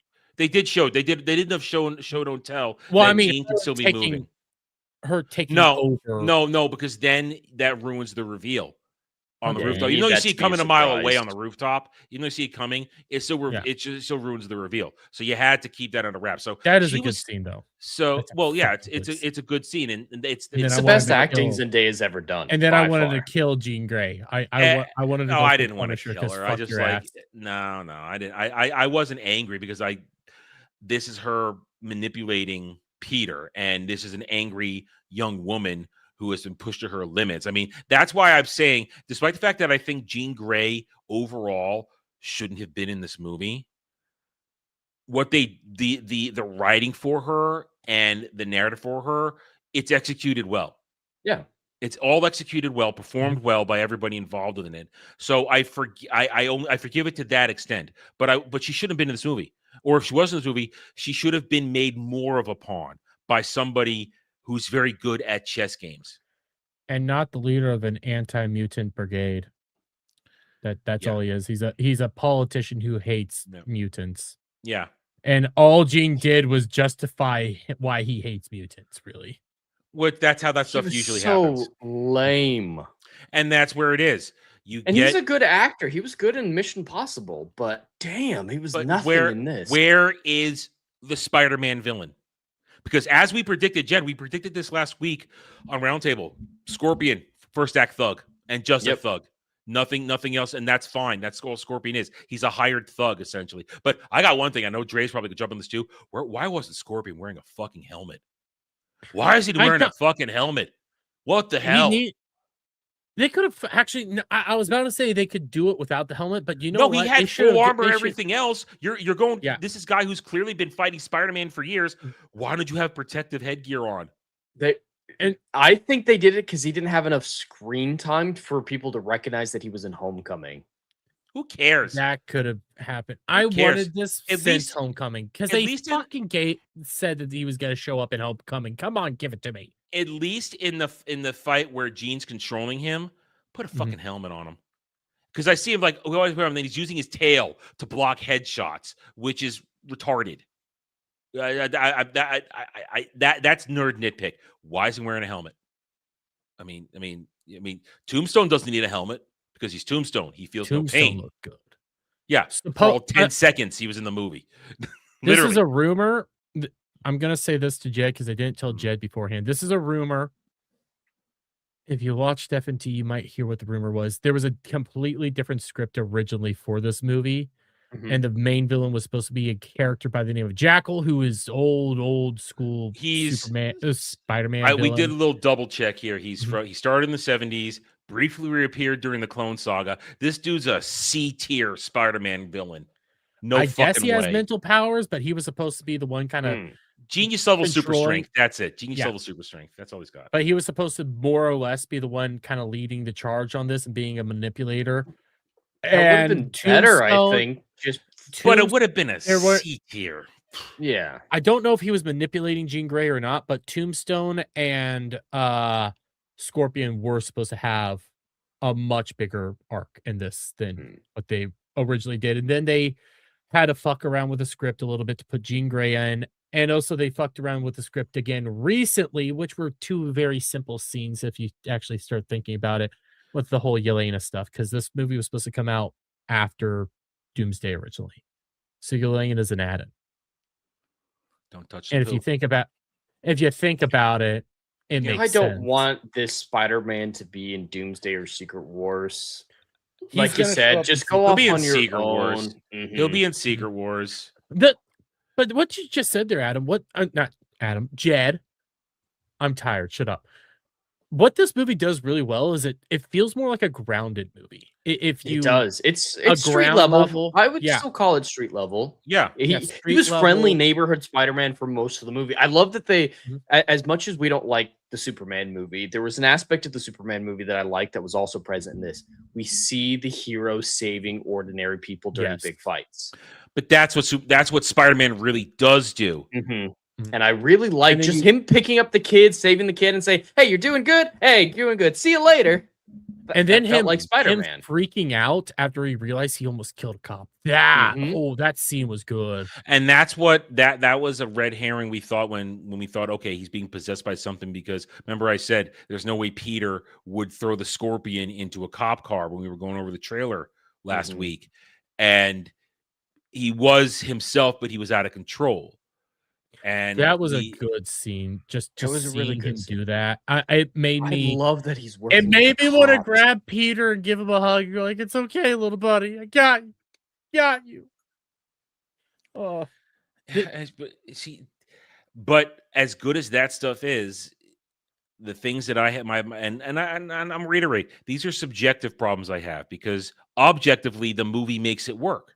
Mhm. But subjectively, if they had just gone more towards Spider-Man lore, this movie could have been a 9, almost a 10.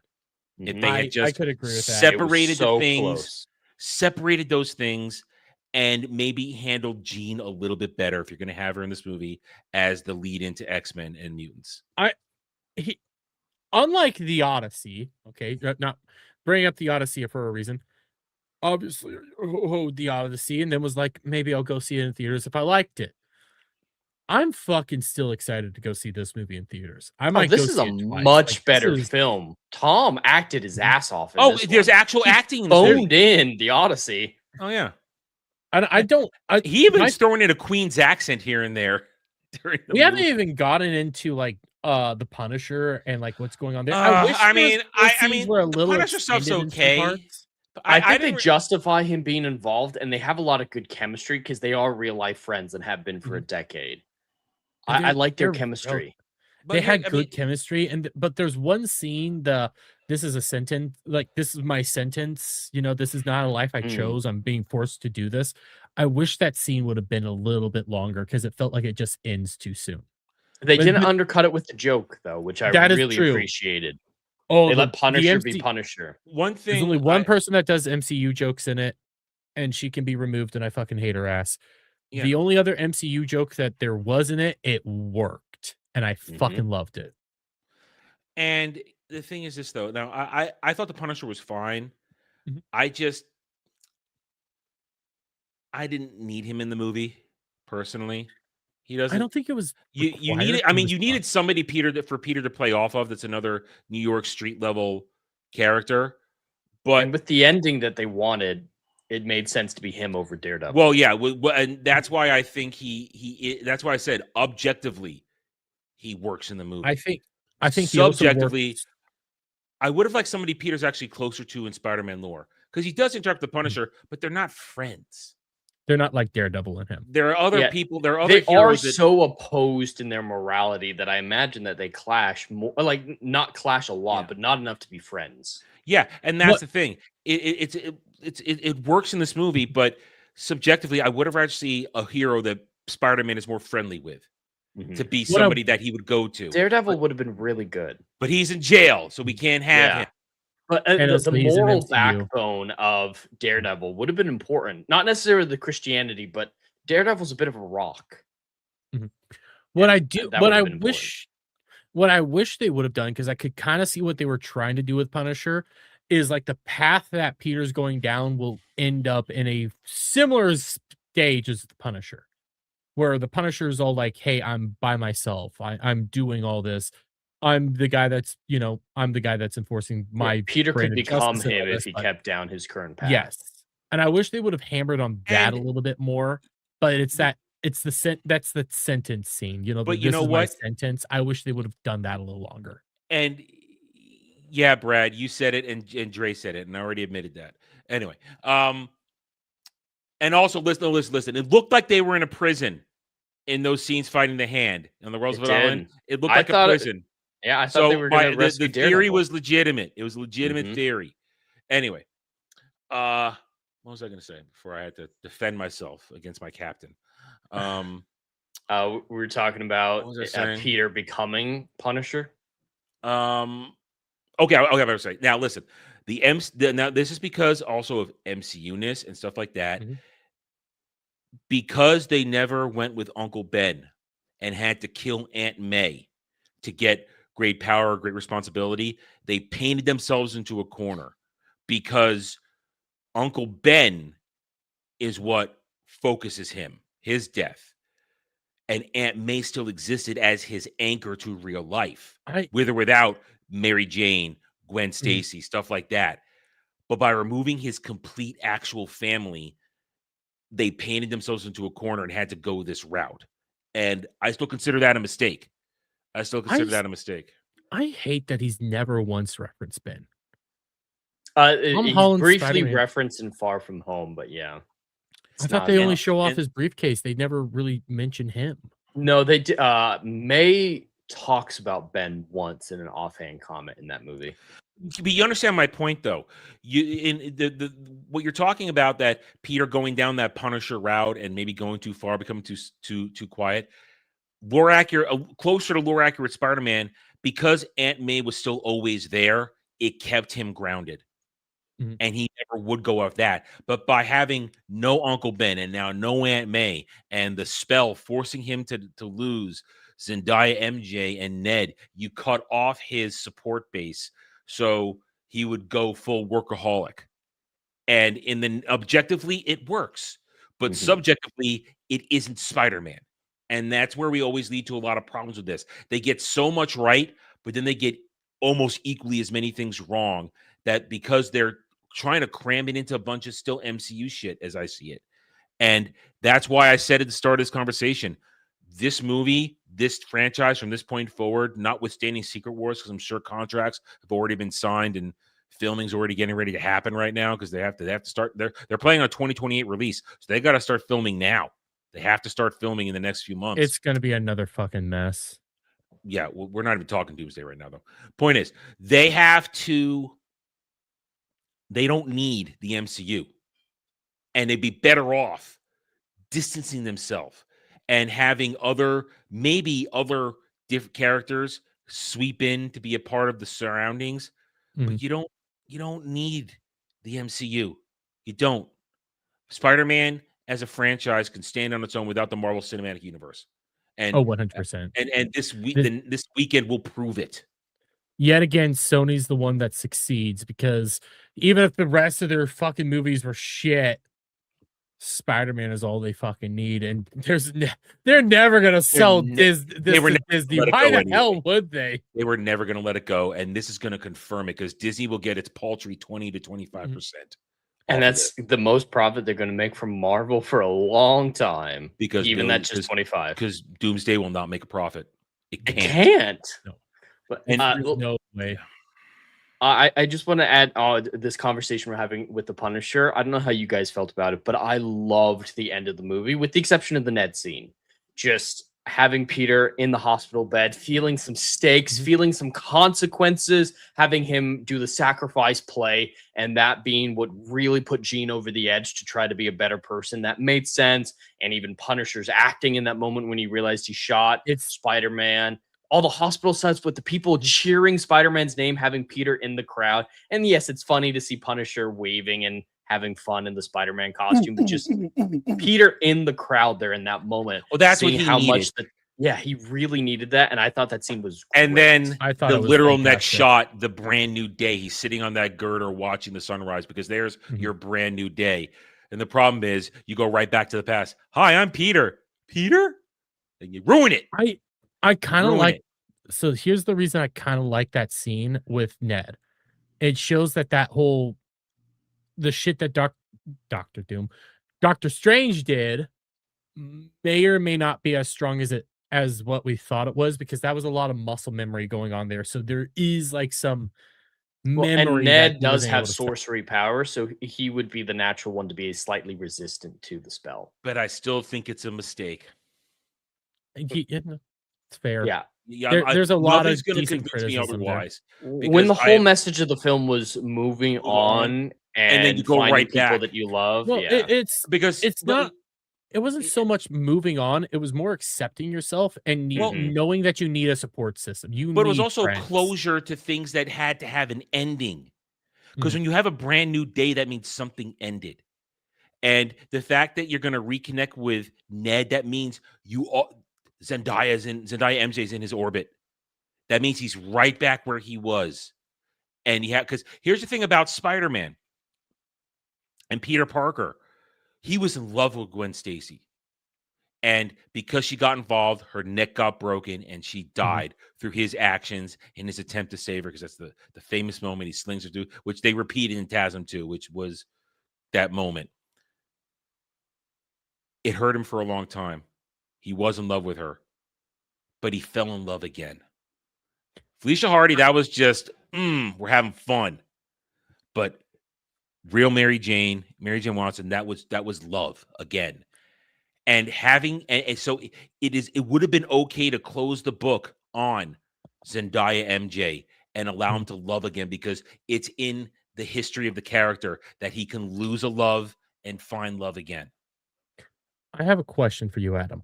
This is I can gonna be I can whiplash. try to answer it. This is gonna be whiplash. This was a conversation that I was watching Open Bar yesterday, and I didn't know the answer to this. Can Spider-Man tank a hit from the Hulk full power, like Savage Hulk? Can he take a hit like that? Okay. Here's the thing. Peter, in a very slight equivalent to Superman, and we're not talking Superman level strength, but Peter's always holding back. Peter is always holding back a little bit, because Peter, there's a meme out there from a few years ago showing Homelander and Omni-Man walking up on the MCU heroes as they do the fist bump. They're going to take them. And a reply I once saw to that was, because Peter out front is Spider-Man in front, and comment was, Spider-Man bodies both of them. Yeah, Spider-Man would body both of them. Peter is strong. Why do you think the symbiote was so strong when it went to Venom? Because it copied his powers and made Venom so much stronger. Peter, if he tenses and blocks, can take a hit. Okay. But not multiple hits. I mean, listen, Peter his bones still break. I mean, one of the things in Maximum Carnage is that through that entire saga, all those days, he's fighting with 3 or 4 broken ribs during that whole thing. So he just heals quick. He doesn't have Wolverine level healing factor, but he's a quick healer. And this movie does a good job of showing him having battle damage on his face whenever he does take the mask off. It's like, oh yeah, he's banged up a little bit. Peter heals quickly. But if he does a full block, yeah, he could take a fully block, really accessing his strength. Peter could take a single sort of full hit, because he is mega strength, he is sturdy, and his reflexes would also allow him ever so slightly to angle it, because he's had spider sense since Far From Home in this saga. Yes. That's when his spider sense kicked in. Infinity War. He had it in Infinity War as well. Well, Infinity War is when it started. But Far From Home was all about him learning to harness it. Yeah. So that's why I say Far From Home, because he didn't know what it was. So in Far From Home, so he's had it since then, and we saw him use it constantly in this Spider Sense, full going.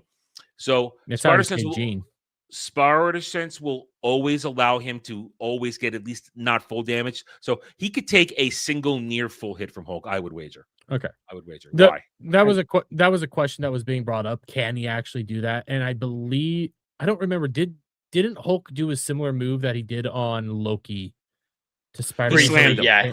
Peter could survive that. Peter takes hit. Peter fights mega strength. It didn't seem unrealistic to me in the film. Doc Ock could swing him around with the arms and slam him into shit like that. He could take hits like that. He did puny god. That it was the Hulk. He gave him the puny god.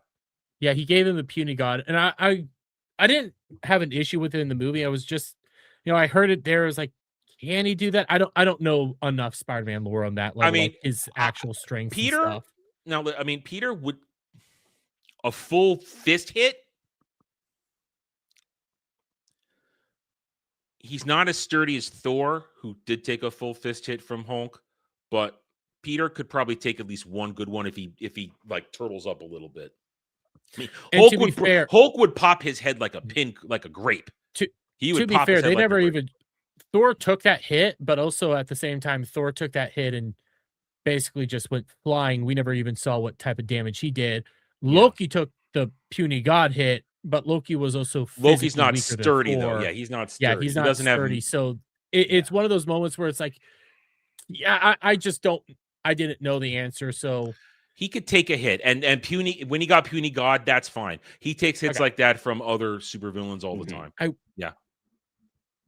I will say with so was that a fight on FNT tonight? Did they fight about that? No, that was on Drinker. Drinker. Some good moments. Well, the most of the guys on Drinker don't read comics, so they don't know shit. They had Az there to fight back, so congratulations, Az. All in all, I still think this is a good movie. Even with us having these, the best Hulk we've seen in a decade at least. Oh fuck! I gotta see a sort of thunderclap. I want a full strength. He did Sonic. It wasn't for long. Sonic clap. Sonic clap. Sonic clap.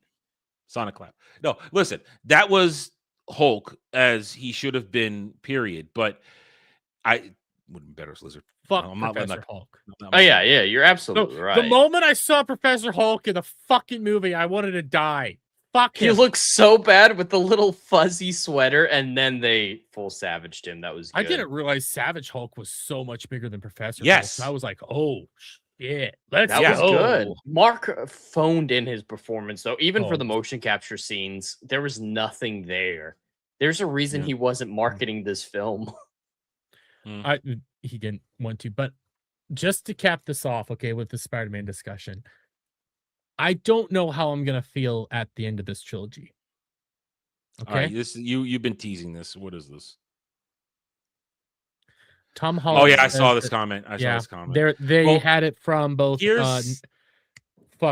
Foggy and now Tom Holland. Well, here's the thing. I've heard the statement saying no one's allowed to touch Miles Morales. They're not allowed to touch him. They don't want to touch him.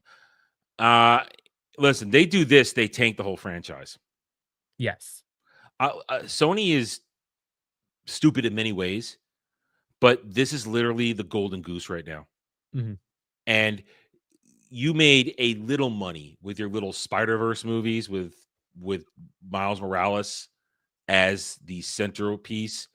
And those movies that's are peanuts. Dead in the They're water. Not good. They're not good. Those movies are dead in the water now. Well, yeah, that third one is in limbo. Yeah. That's never happening. Your Miles Morales actor went psychotic. The Gwen, what's her fuck? I can't remember. Haley Steinfeld. Haley Steinfeld's having issues with the Miles Morales actor. You're in a shit show right now. She's about to have a baby too. She's hot. Look, Miles Morales worked in the Ultimate Universe. He does not work here, and even with what they're going to be doing, I don't want this. Don't all you got to do. Listen, Miles Morales does not make money. In fact, Miles Morales ruins things. He's one of the reasons Spider-Man 2, the video game, is so disregarded. Black man. No, they don't. Nobody wants to be Miles Morales. Everybody wants to be Peter Parker. Yeah. Because Peter Parker is Spider-Man. His powers are stupid, all right? Electricity and fucking invisibility from a spider bite is moronic, okay? Here's the problem. If you follow an the electric Miles Morales, sword. That's the thing. They keep having to give him rule-breaking abilities for him to survive all the shit they put him in. They have to. I saw this, okay?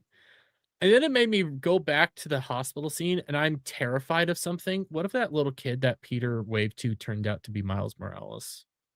They might retroactively make him that because they did the same thing. That's a little young. They did the same thing with Peter. I don't know if you know this, Adam. They retroactively put Peter in Iron Man 2. Oh, wait. Is he the kid in the Iron Man mask? Mm-hmm. That's he shows up earlier in the film as well, but yeah, same kid. Yeah, that's the same kid. Bullshit. It was a retcon, but Retcons like can do and I could so see much harm. I could see it going on here as well with that little kid turning out to be Miles Morales. That kid and it's did like, look Mexican. yeah. Oh, And Miles is I'm a sitting here like, Latino. I like that scene. Oh, then yeah, I see he this is. and it's like, fuck, I could Miles is a easily see- Latino, so Yeah, I could. that's a thing. If they do this, I'm gonna be. At least I'll have the first. Shit, I don't like the first two. At least I have No Way Home. At least I'll always have No Way Home. Here's the always problem. have that movie. And this movie will still be good even if the sequels aren't. Yeah. Well, I mean, I'm this is the thing. predicting the next one will be decent as well. That last Miles one, Morales I'm doesn't scared. make money. No, He doesn't make money. He kills things. How And much right did the now, Spider-Man Miles Morales side game that was basically a DLC Nothing. make? Nobody cared about that game. Nobody cared about that game at all. Well, like the problem with Miles Morales is they forced him to become Peter Parker. They never once even tried to make him his own unique character. That's at least why those Into Spider-Verse movies kind of are fun, because he feels like a separate character than Peter Parker. Yeah, but you're still surrounding him. Name. You're still surrounding him with a lot of other Spider-Man stuff that isn't He his. needs a different name, and he needs his own rogues. Give them besides Prowler. Things. All right, yes, Dermy, it's been Miles Morales has essentially existed for 20 years almost now. Yes, he's dead. And he still doesn't have a rogues gallery, which is fucking retarded. How? You know what? I'm gonna pull this up because it goes into this. Marvel is a fucking retard. Comics, all this. Okay, Spider-Man is their bread and butter, but even the comics they're fucking up now. And on this note, like Marvel and all of them, how do you fuck this all up? You fucked up Blade. Oh, he's officially out today. Yeah, I saw that. Yep. Yeah, you fucked up. How do you fuck up Blade? How do you fuck this shit up? I'm not even a because they were book writer, trying not to make Blade. They were trying to make something else. Yeah, I'm gonna turn off this. Like we were having the conversation about Miles Morales, and I had this already pulled up. It's like Miles needs his own name, own rogues. How do you fuck this shit? How do you fuck these things up? You even promoted Mark. He was in Eternals. Remember that? He was in the credits. The character was in the Turtles. I don't think it was him. Yeah. Was it him? No. It was his voice. We never saw him, but it was his voice. Yeah. He put on the suit. We've had pictures of him with the outfit on and everything. And then Wesley Snipes and then Wesley Snipes clowned it all with one line in Deadpool Wolverine. The funniest thing about that line was it was supposed to be a joke on Wesley Snipes, and now it turns out that it was real. That's why that fucking line is so good now. Well, this is also why I don't trust the Ghost Rider movie. Because you fucked this shit up. This shit was easy. But it should have been dark, badass, black motherfucker killing vampires with one lines. I don't trust you guys being able to do Ghost Rider. It's not bad casting. Mahershala Ali was not bad. Oh, it's fantastic casting. Well, the problem with this now with Ghost Rider going forward is that they can't possibly know how to handle the supernatural side of Marvel. Oh no, they don't. They don't know what they're doing. And some of the coolest shit in Marvel is the supernatural aspects to me. Yeah, you get why am I blanking on Mephisto, Blade? Mephisto's reportedly going to be in Ghost Rider, the Sacha Baron Cohen one or whatever. The one from Agatha or wherever, or Ironheart. He's in fucking Ironheart. It works with Ghost Rider because he's the one that makes Ghost Rider, right, Adam? No, I don't think it's Mephisto that makes the contract. Because Mephisto may be the devil, but he's not in control of the underworld. Yeah, this is underworld shit. Ghost Rider. I don't think it's. I'm not a Ghost Rider expert. That's outside my knowledge base. Offhand, I have Agents of S.H.I.E.L.D. That's my Ghost Rider knowledge. I haven't even seen that's not that's Danny. Version Ghost 2 Driver. I was right. That's version 2. I was right. The main contract is made with Mephisto. Really? Okay. See, I don't. See, I said I don't know Ghost Rider. Turns. It was the casting I was making fun of. It does make sense for Mephisto to be in it, but I can't see that guy. Listen, I watched the shit out of that Nicolas Cage Ghost Rider movie. I could have swore it was Mephisto. That's why I was like, it was Mephisto that did this. I saw that once and I was barely paying attention. I enjoy that movie because you also have Sam Elliott as a past Ghost Rider riding a horse. It's badass. I love That's it. true. I've seen that scene. That is pretty good. And then nothing comes of it. Nothing comes of it. I never saw the second movie. I love the first movie. I refuse to watch that second one. I feel like I'm gonna cry and die a little. The Ghost Rider and Blade need to be hard R movies. They're starting to get the idea that they need to do R movies, but then again, they don't. Like the only R movie that Marvel's done has been Deadpool and Wolverine, right? Wolverine, yeah. Thus far. Just do it. Just do it. They that proved that you could do it. When it makes sense, do it. Yeah. And Deadpool Don't and Wolverine. force it. Well, also similar to Spider-Man, Deadpool and Wolverine was a cap to the Fox X-Men universe. It wasn't an MCU movie; it was a Fox movie. Yeah, Spider-Man is an Sony movie. So the less Disney Marvel is involved, the better a movie does. Because this is a Sony movie with assistance from Marvel Studios. But on that note, the rest of I have are like actual news stuff. We could take a look at the Emma Frost person. We're but 2 hours pretty much in. it. Yeah, Okay. we're I 2 think hours. it seems like decent casting. She was good Pretty in blonde, Not big and tits. the Babysitter movie. Pretty blonde, big tits. Good job. Pretty There's a blonde, ton of big other tits. rumored mutant casting, but I think she's the only one They wanted- 100% confirmed. The one that I don't know who's putting it out there, the girl from Obsession, which I still haven't seen Obsession. I need to see. She's Obsession. talking to people apparently. She Yeah, wants. she be wants to Mystique. play Mystique, yeah, but she's in talks. She would be a good casting, just from the look. I Little don't know what young. her acting skill. Little young to be Mystique. Well, Yeah. is she be the same age as Jean Grey? Wait, no, Mystique's supposed to be Charles' age. Mystique's supposed to be older because she has to supposed to be give birth older. to Kurt, Nightcrawler. Nightcrawler So- and Rogue. What? Rogue's adopted. I thought Rogue was also one of her Rogue's kids. adopted. No, Rogue's You sure? adopted. Yeah, Rogue's adopted. I'm just looking this up because I thought she was one of her 2 kids. No, they're siblings, but they're not blood related. At least they didn't used to be. Somebody correct me if I'm wrong.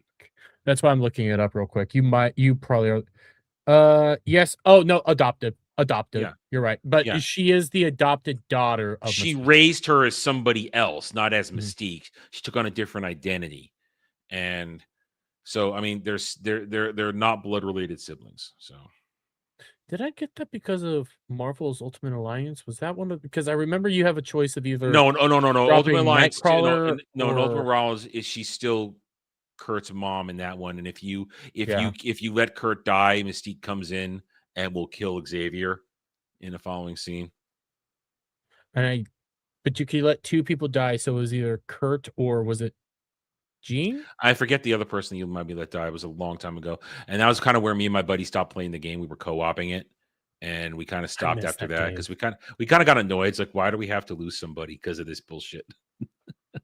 They end up doing something cool at the end that your choices have like a ramification that they don't do in the second game. But then at the same time, like my biggest problem with the Ultimate Alliance games is once you beat the game and you unlock everybody, you can't really do shit.